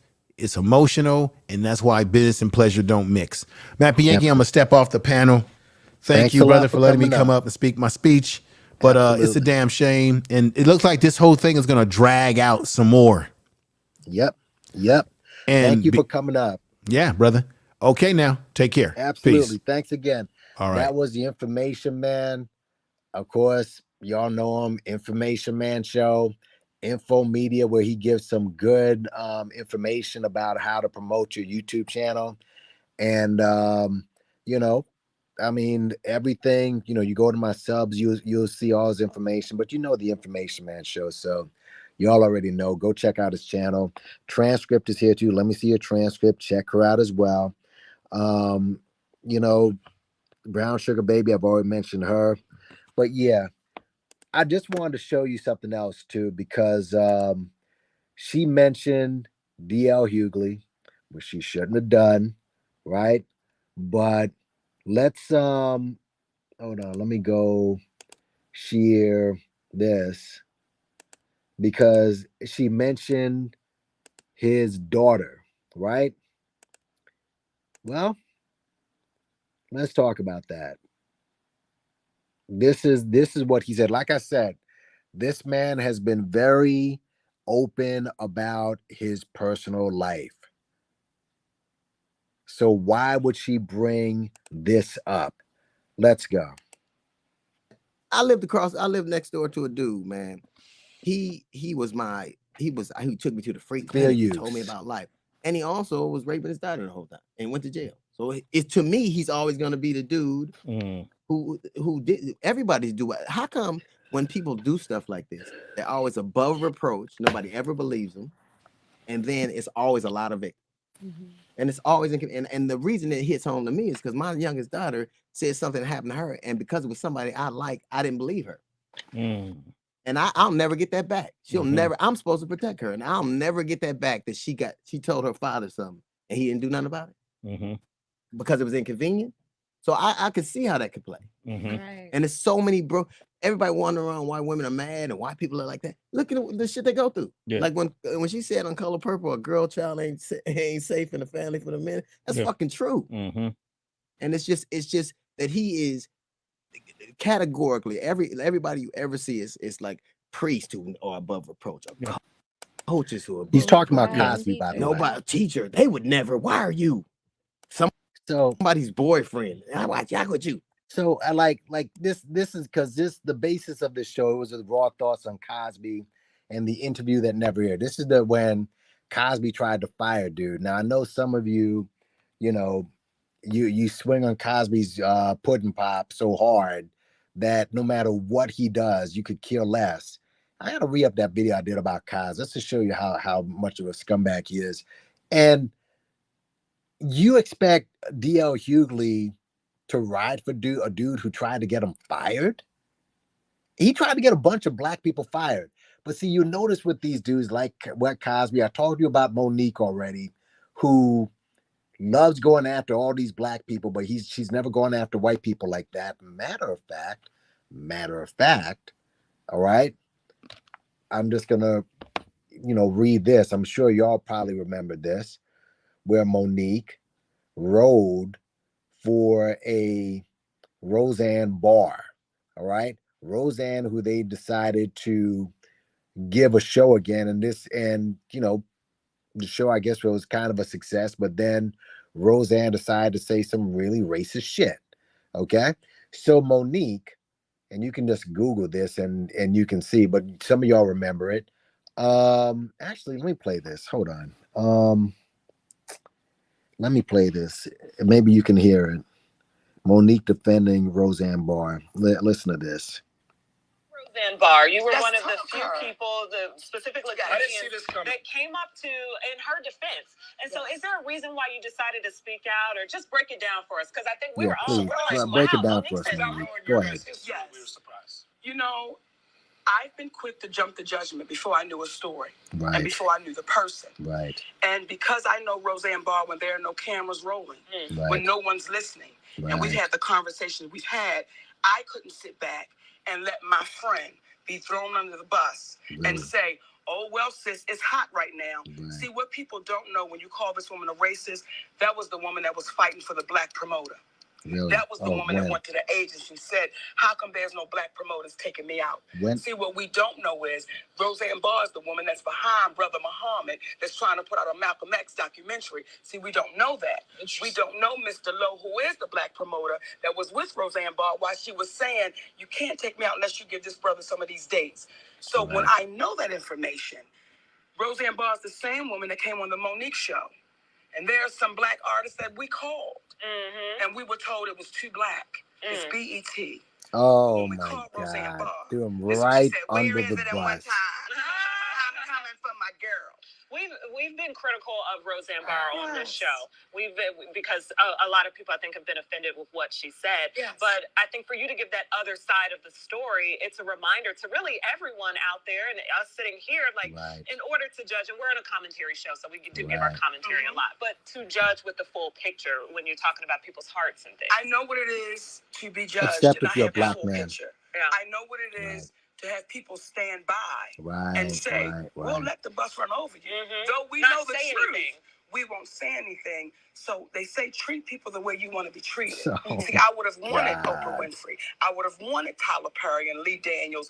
I would have wanted those people to come out and say, listen, we can't let y'all put this on this woman's head. So the universe said, you got to give what you're asking. Now that's your girl. That's Mrs. On Code, Mrs. Against racism, white supremacy. That's the girl right there, right? That's who is the woman for the people. You see? Now she said you got to look at the full picture of the person. You got to look at the full picture. You can't just judge them for the race. What did Roseanne say, by the way? What Roseanne said some slick shit. Well, it wasn't slick. Actually, she tweeted some racist shit about Valerie Jarrett, the House objector. She said Valerie Jarrett looked like a monkey. All right, that's what she said. And but again, with D.L. Hughley, notice what she did to him. Now, D.L. admitted, hey, I fucked up with my daughter.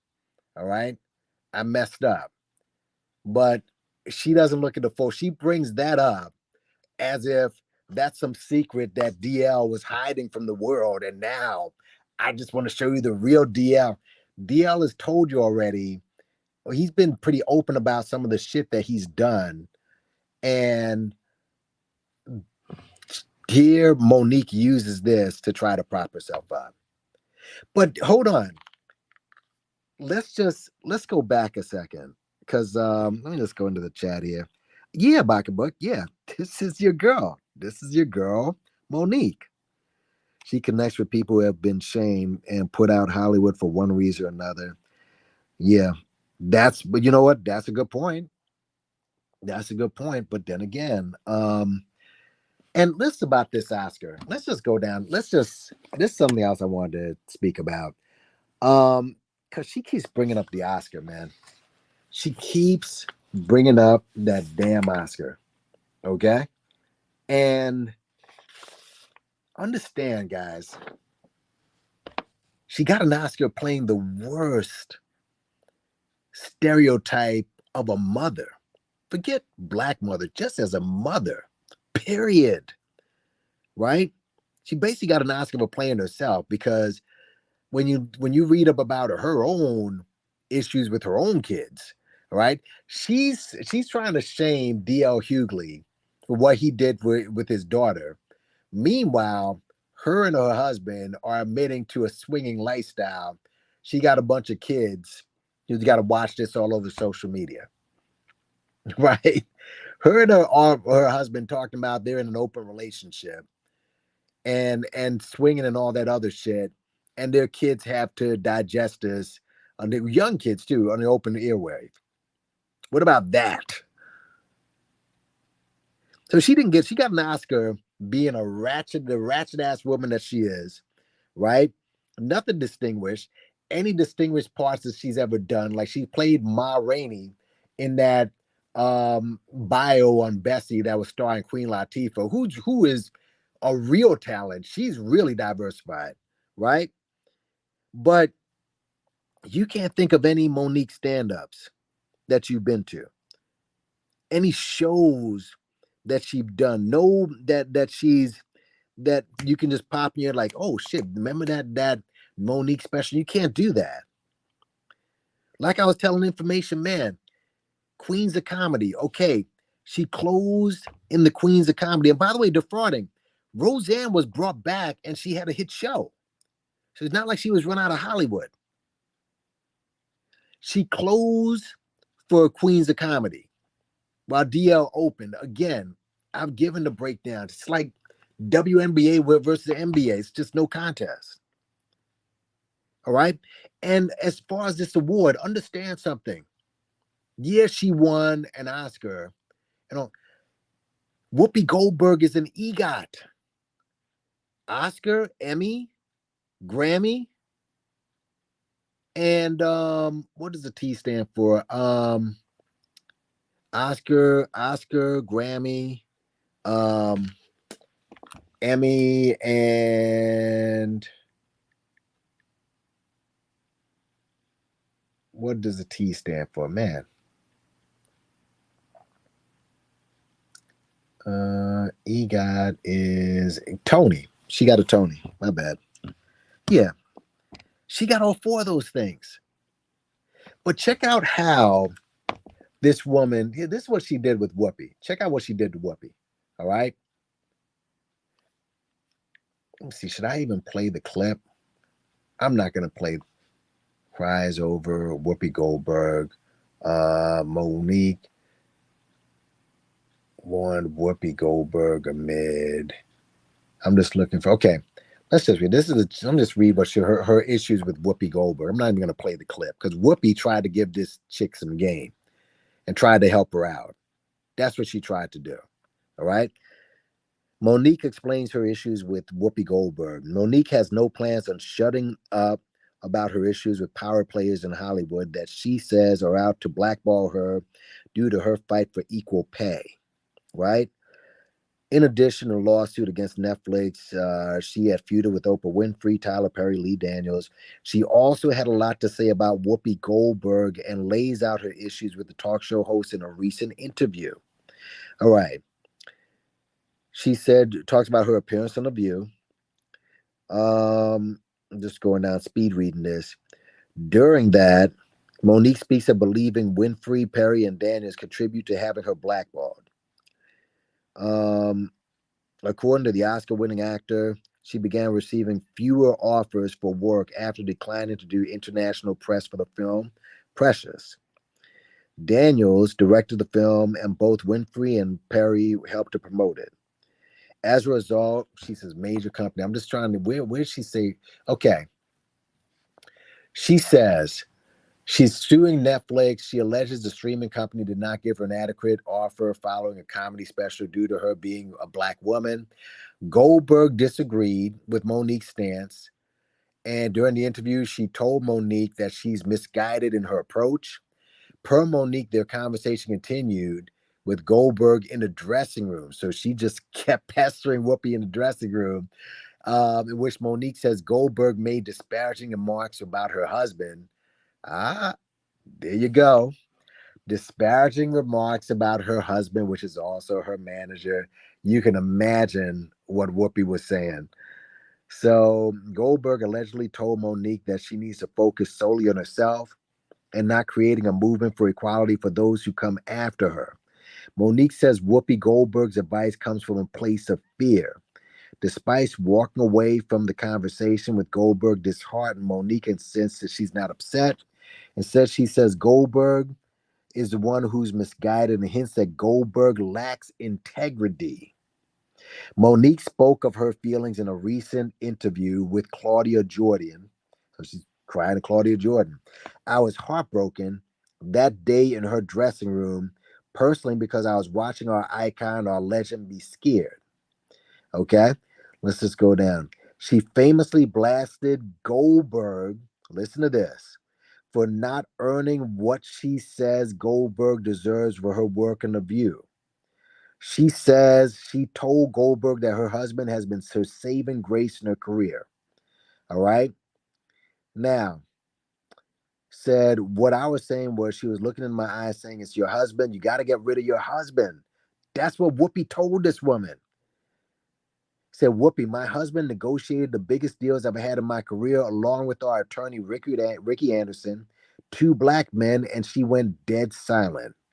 Monique further explains that she's offended by Goldberg's advice.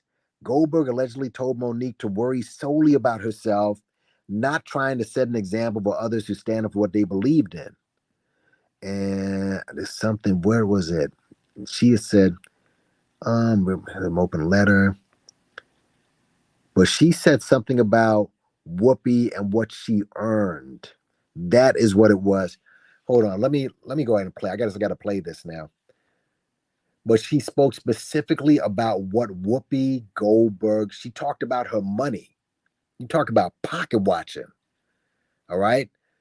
Let's see. Let's see. Got to go back and get the. Okay. She spoke specifically about what Whoopi earned. That's what turned me off. That is what turned me off. Okay, here you go. Listen to this. It's also important. And I think about Whoopi Goldberg. You being a black woman stand-up comedian and you going to her show. And from what I kind of gathered, she brought up the whole Netflix thing and you guys talked about being blackballed on The View. And backstage, she tells you something in the regards of don't worry about the other ones coming behind you. Worry about yourself. How do you feel initially seeing someone that I'm assuming you looked up to pretty much tell you that they didn't care about you in a sense? See, that's the part that's hard for me. Because there was some woman that gave a damn about me before I got here. And that was Hattie McDaniels. That was Eartha Kitt. That was Ida B. Wells. That was Louise Beavers. That was those black women saying, I'm going to take these ass whippings so hopefully you won't have to take them. I'm going to take them calling me a to my face. I'll take them calling me a black. I'll take them telling me, you better not step over this line. I'll take all of that so hopefully you won't have to. Patti LaBelle hugs me in a way, baby, that hug came from a place of love. That's Aunt Patty in the community. And when I first met that woman, she held on to me so tight. And I was one of the last people in line of hundreds of people that stood in line at a concert.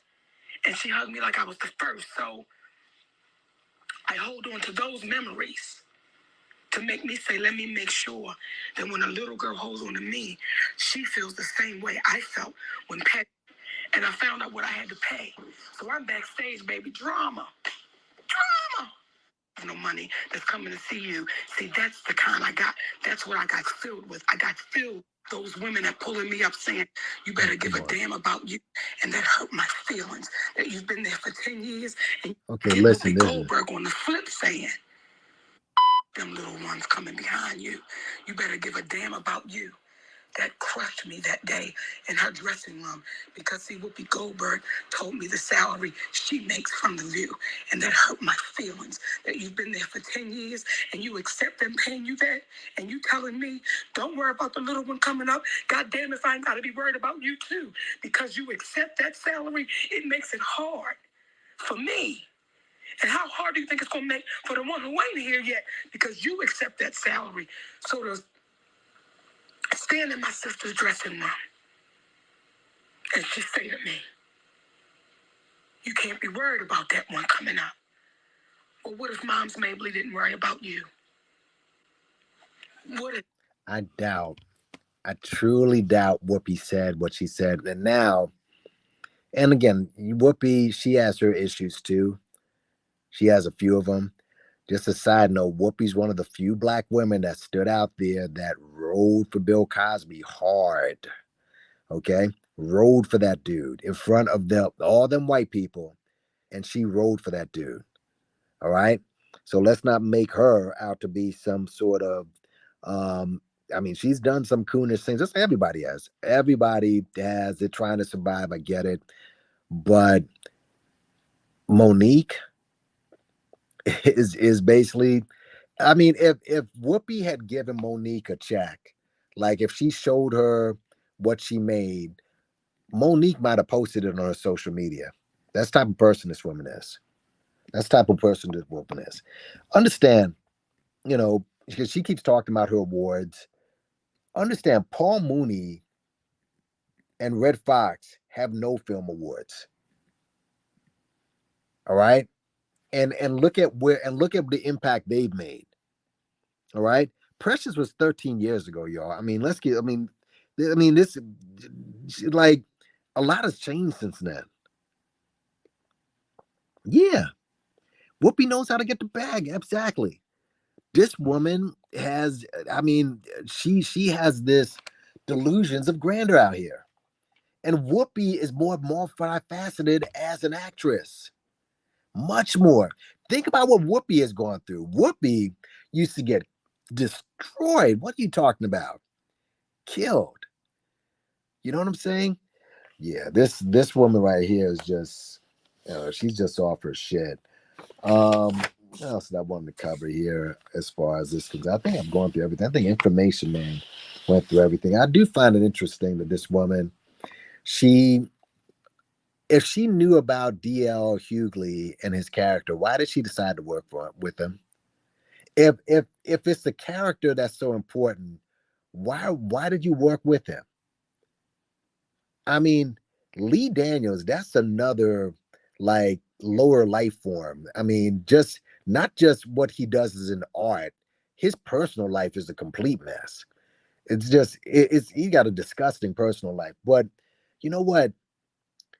If these guys are so horrific, why'd you work with them? Why would you work with Oprah? How many years have black men, you claim to love black men? Oprah despises black men. She's like, she hates black men for years.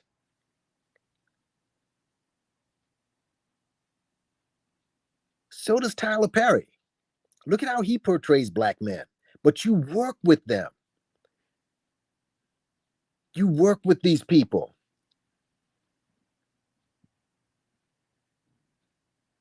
They decided, if anything, you should be thanking them. They didn't blacklist you.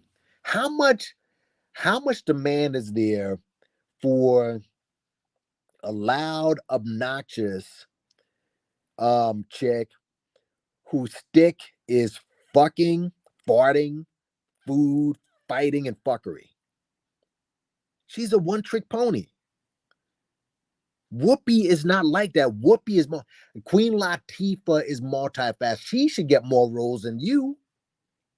Now that Equalizer shit, I'm like, I don't know whose idea was that, but Queen Latifah is way more talented than Monique. Way more. She can act, she can rap, she can sing. Give her the right script, she could probably do comedy. What? And she's Oscar nominated. And speaking of the Oscars, just to show you how much that award is really worth, right? This right here. And shout out to everyone. I haven't even been to the chat lately. Let me just visit the chat for a second. Let me visit the chat. What are y'all saying? There you go. I mean, we can just close the curtain right there. Brags that she won't play the game, but she's mad when they don't want to work with her. Make it make sense. Oh, I didn't even get to that yet. I'm getting to that after this. Yeah. Man, that equalizer. I don't know whose idea. Somehow that got to a third season, but even with Denzel, I mean Denzel, like this, 60, 70-year-old dude doing the shit that he does in Equalizer, but Queen Latifah, that's like, come on, the camera angles and shit and the camera tricks for her, I don't know, but hey, yep, she got blackballed too. She did. But Whoopi doesn't get one thing about Whoopi. Whoopi does not care what you think. You got to give her that. She doesn't anything that falls out of this woman's mouth. She's just like, she don't give a shit. She does not give a shit. So I don't believe all the shit that no, she's not Alfonso Morris. I know, but it was still fucked up what Roseanne did. Roseanne called her a monkey. All right, Roseanne shouldn't attack anybody for their looks. I don't think that's she's not the one to do that. Yeah. Yeah, man. So yeah, we're gonna get into her sister. We're gonna get into that in a second. What's up, Dollar Fat? How you doing? 7 p.m. All right. So but yeah, let's just go into this for a second. Oscars, the Oscar curse. Let's get into this. All right. It's the Oscar curse. You're gonna see a lot of familiar faces too. People whose careers went downhill. And you see a lot of faces. Look at this. All right. We're gonna get into him. 15 actors. Adrian Brody, remember him? He's the guy who kissed up on Halle Berry when he won his Oscar for Best Actor for The Apprentice. All right. A film that was directed by one Roman Polanski, who also got an Oscar for that film while he was out of the country. Why was he out of the country? Because he couldn't come into this country because he has a rape charge on him. But somehow Hollywood, even with the rape charge over him for raping a 13-year-old, he was still able to get an Oscar while Cosby went to jail. Now, Cosby was a dumbass for not leaving the country. All right. For some reason, he thought that he was powerful enough to fight this. So he went ahead and he got. But yeah, Roman Polanski. But Adrian Brody, haven't heard from him since. Right. No big acting parts came for him. All right. Mira Sorvino, the daughter of Paul Sorvino, the good fella, very good actor, who's never got an Oscar nod, by the way. Paul Sorvino, as great an actor as he is, he never got an Oscar nod. His daughter got one Oscar nod. All right. In the Woody Allen film, another pedophile. Anyways, she got an Oscar, Best Supporting Actress. Never heard from her. With all the connections she's got, her career has never been the same since. And that was it, bro. Mercedes Rule. All right. She was in the film The Fisher King. All right. Got Best Supporting Actress for that one. I never seen that movie. I'll probably try to see it myself. Try to see it. But obviously she got a Best Supporting Actress. Never heard from her again. All right. Cuba Gooding Jr. Show me the money. All right. And I'm gonna tell you something. When you looked at that lineup, he wasn't the best actor in that lineup. I'm just gonna keep it a buck. He was not the best actor in that lineup. The best actor in that lineup was William Macy. William Macy got cheated from that out of that Oscar. But it just shows you have a classic line in the movie. All right. And again, some people may say that Cuba Gooding Jr., he might have, cooned it up. But I don't even know what that means. Dude got excited because he won the Oscar award. But again, this is the pinnacle. He reached the pinnacle of the award, and that was it. When you reach the top, it's like you either got to coast or go downhill or move up. His career's going. All right. Next. And he tried to do some other things well. Now, he did good in The People versus O.J. Simpson. He did good in that. He did pretty good in that. But a lot of the movies he did. Now, he tried to give another Oscar-worthy performance with Radio, and people mocked him for that. They mocked him for that. People were calling him a coon for doing Radio. Radio was about this mentally challenged football player, I believe. And he was catching hell for that.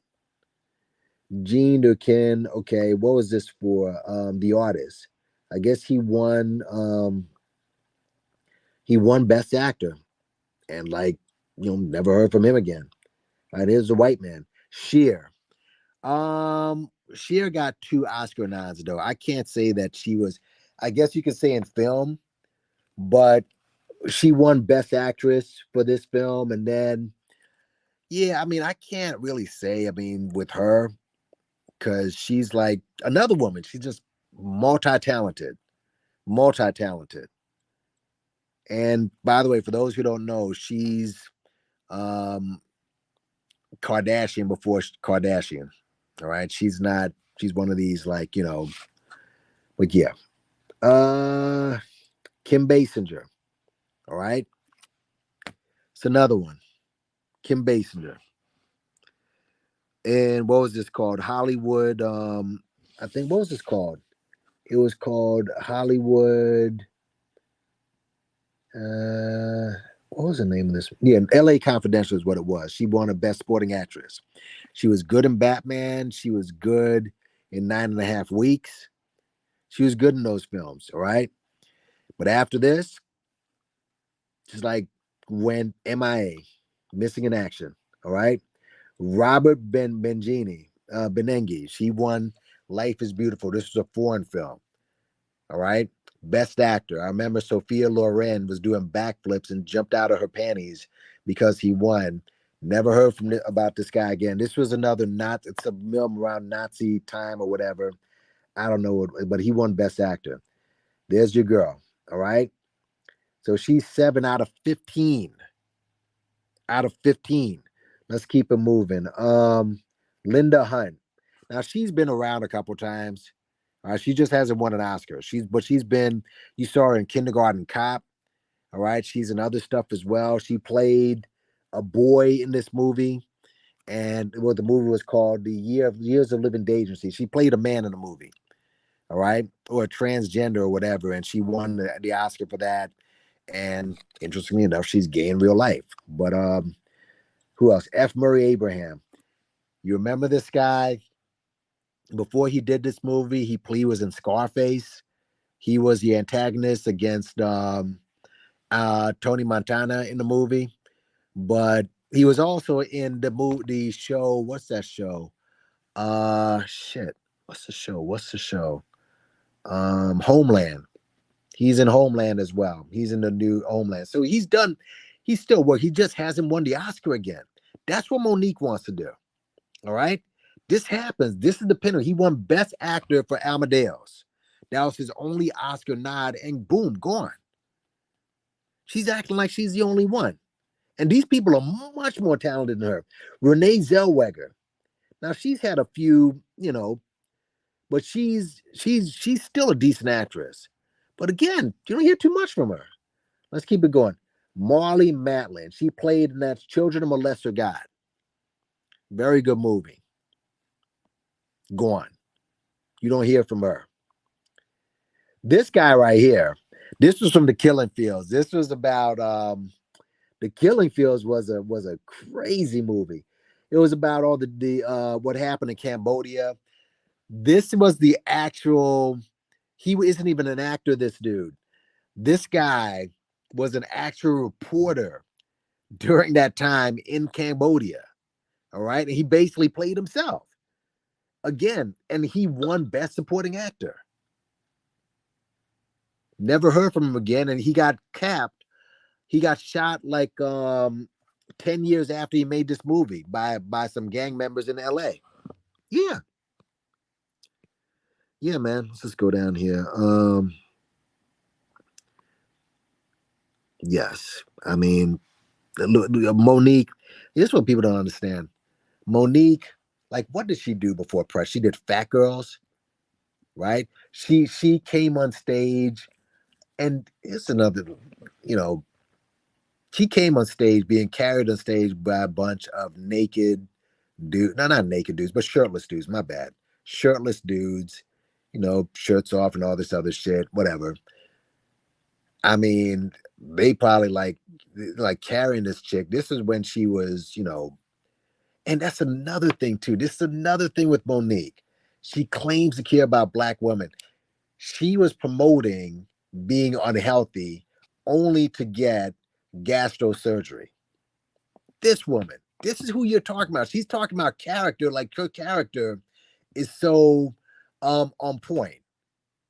She promoted an unhealthy lifestyle only to go and get gastro surgery. She did that. Star Jones did that. All these women do that shit. Come on, man. And then who's number one on the list? Tatum O'Neal. Think of what she went through. She won an Oscar. She's from she's around the time her father had an Oscar nomination for Love Story. And then 2 years later, she won an Oscar as a 10-year-old. All right, in Paper, what's it called again? Paper Moon. She won an Oscar. Youngest Oscar winner, Tatum O'Neal. And she's gone through her whole life, drugs, and she still had some acting parts. I mean, she was good in that show Rescue Me, that TNT show Rescue Me, and other things. But yeah, her. Listen, bro. There's another guy too. The show, the movie Ordinary People. What was the guy's name? But there was a movie. Judd Hirsch was in that movie. And the guy who won, Ordinary People, Timothy Hutton. It's another guy. Timothy Hutton won Oscar for best supporting actor. All right. Another one, the girl from Thelma and Louise. The girl from Thelma and Louise. What's her name? Thelma and Louise. What's her name? Gina Davis. It's another one. Won the Oscar for Accidental Tourist. Gone. Right? And we can just go down the list. The Oscar can be as much of a curse as it is. Really, sometimes it's best not to even win. All right? Denzel didn't win until the second time he was nominated. All right? Sometimes it's not. Larry Fishburne, Lawrence Fishburne. When has he got another Oscar nod? Angela Bassett. Come on, man. Monique is out of her fucking mind. I can name so many black. There's this other guy, After Midnight. This guy was actually a jazz player. I forgot his name though. Black guy. He was nominated for Best Actor. Never heard from him again.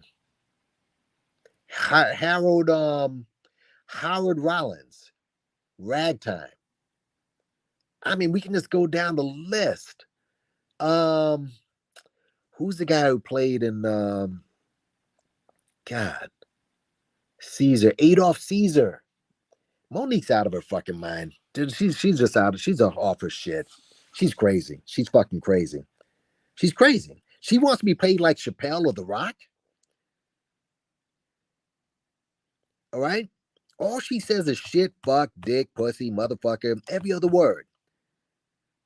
But she wants to get top billing over DL. Come on, man. Crazy. This woman's crazy. Crazy. Absolutely crazy. Anyways, what I want to do, before I get up out of here, again, Monique, I don't know. I mean, for her to, you heard what she said about Roseanne. She called, and Steve Harvey, I mean, he's a piece of shit. I mean, he's a lot of the stuff that he did. And this precedes Trump, by the way. I know a lot of y'all black Trumpists are like, nah, but just because he likes Trump. Nah, this guy's been a piece of shit for a long time. All right. That whole think like a man scam that he put on top of black folks, that just rubbed me the wrong way for a long time. But she's calling people a coon after what you just heard, what she said with Roseanne. She's talking about DL went to the white man. See how these guys do this? Now that's like, why would you? Who would you be happy? Ask yourself this: would you have been happy? If I'm just talking about the people who are riding for Monique, would you have been happy if this woman, right? What's up, Identity Withheld? How you doing? Yeah. Come on, man. This one, she's remembered for Precious. But all the Monique followers, would you be happy if Monique went on a unfunny tirade in a show that you paid for? No doubt, top dollar, man, like maybe 100 or something, whatever you paid for it. The only person who thinks she's an A-list person is her and her husband.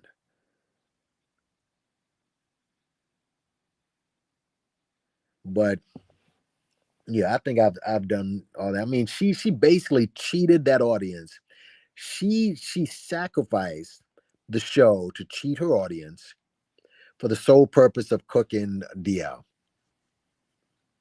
But I've already told you what she's done to all these people.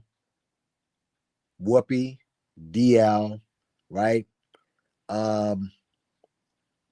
Basically, those other people out of them who I don't give a fuck about.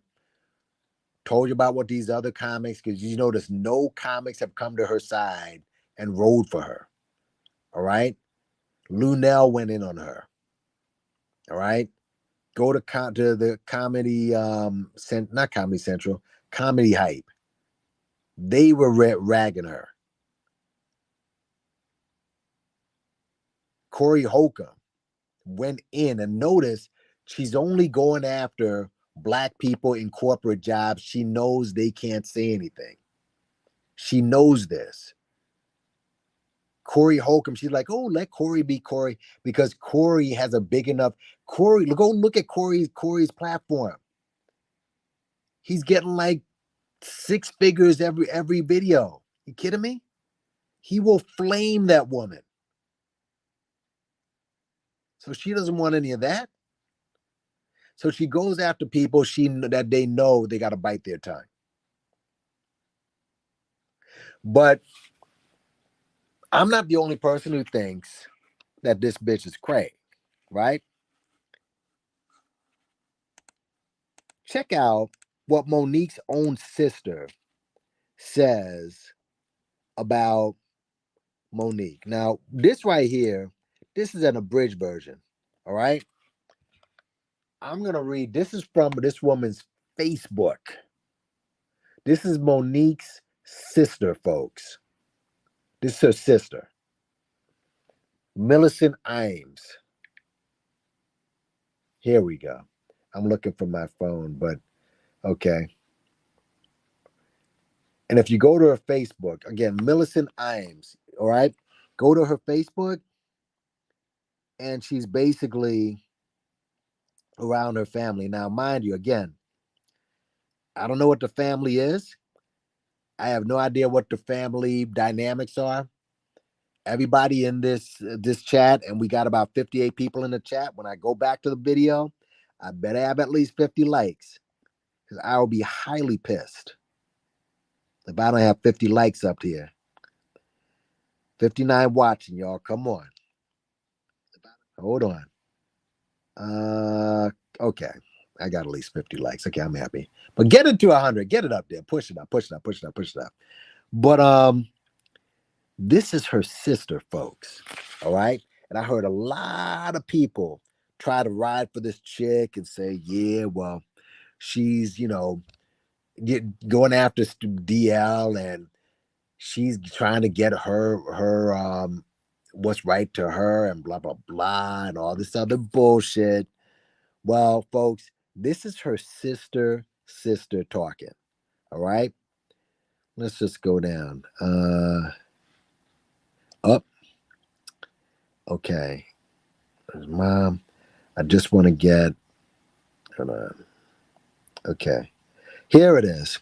Now, I'm going to read, as you can see here, this is what her message to Monique says. Okay, so my phone can stop ringing and the messages can stop coming. Here's my reply.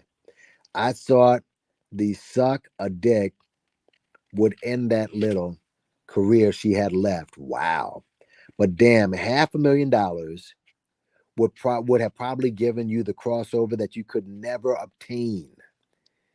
And you want to play the I'm a A-list whatever, and again, you're not. This is her sister, y'all.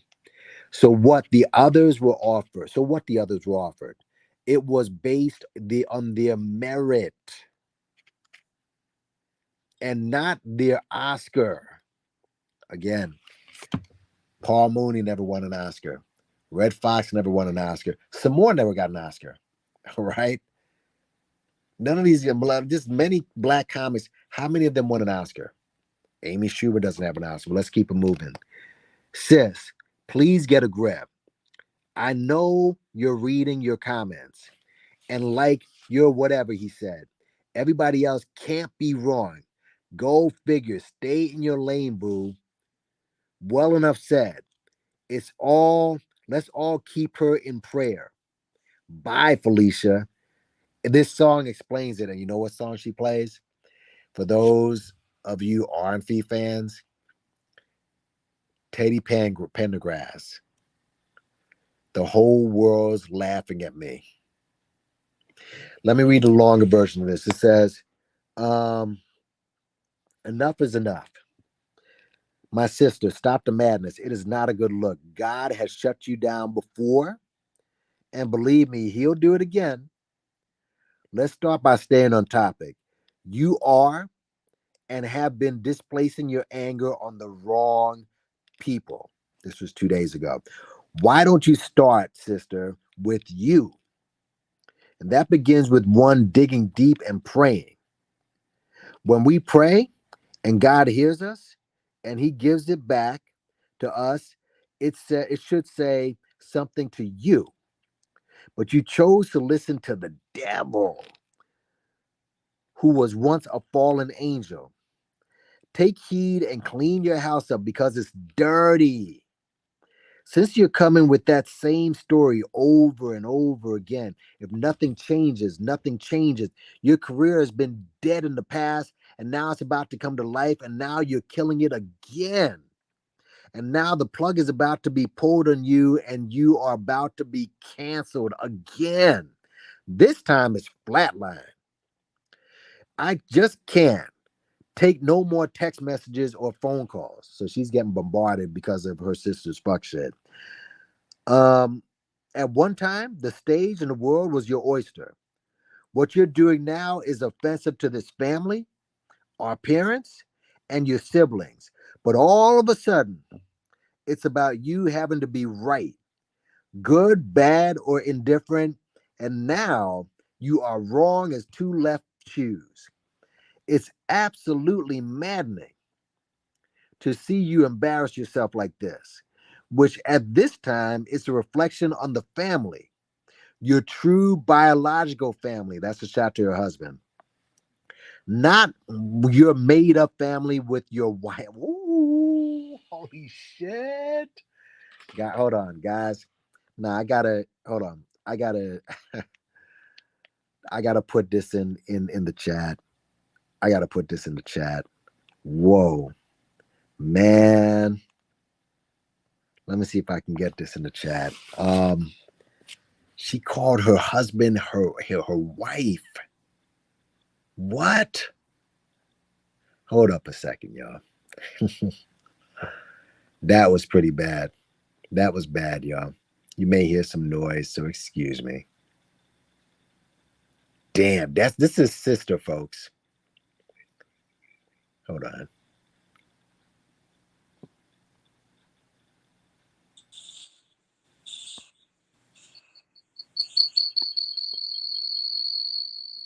Hold on, y'all.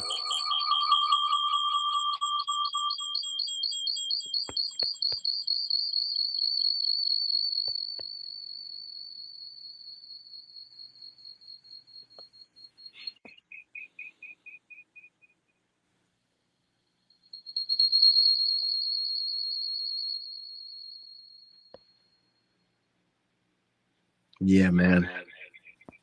So, all right, let's keep it moving. Said his wife. Hey, let me go down here. I've just put this in. Yeah, this is what this woman said.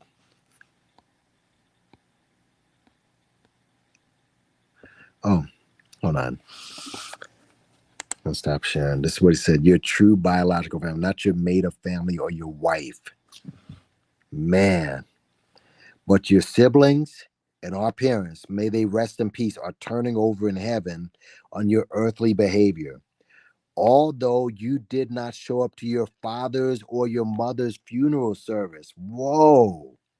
And she's talking about character. You did not show up at your mother or your father's funeral service.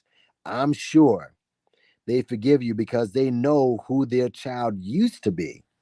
I see you are making statements about other people's children. So where are yours? Again, clean your house and you'll be set free. He said, and she said, laugh out loud. I have receipts. As your old bodyguard used to say, let's play nice. As you say, this is all coming from a place of love. Sister, stop. Your biological sister, Millicent, love you to life and will be there for you always. Man. How about that one, folks? How about that? And oh, here's one of the receipts, folks. This is just one of the receipts. This is just one. Let's see. Hope this is it. Yeah, this is just one of the receipts. Not checking your mother at all. Wow. No, Daryl, my mom has had 4 surgeries, 2 heart and attacks, and 3 strokes. She had not been here at all. You know, good eyes are never closed. God's eyes are never closed. She don't know. She don't been no. She's being stripped. Keep her in prayer. God knows she needs it. Damn. There you go. There you go. Attacking the DL's character, and you are no different. You're no different. Let's go into the chat, y'all. There's her and her wife. But yep. She might have. Okay, maybe. Yeah, her sister knows her better than anyone. You see that?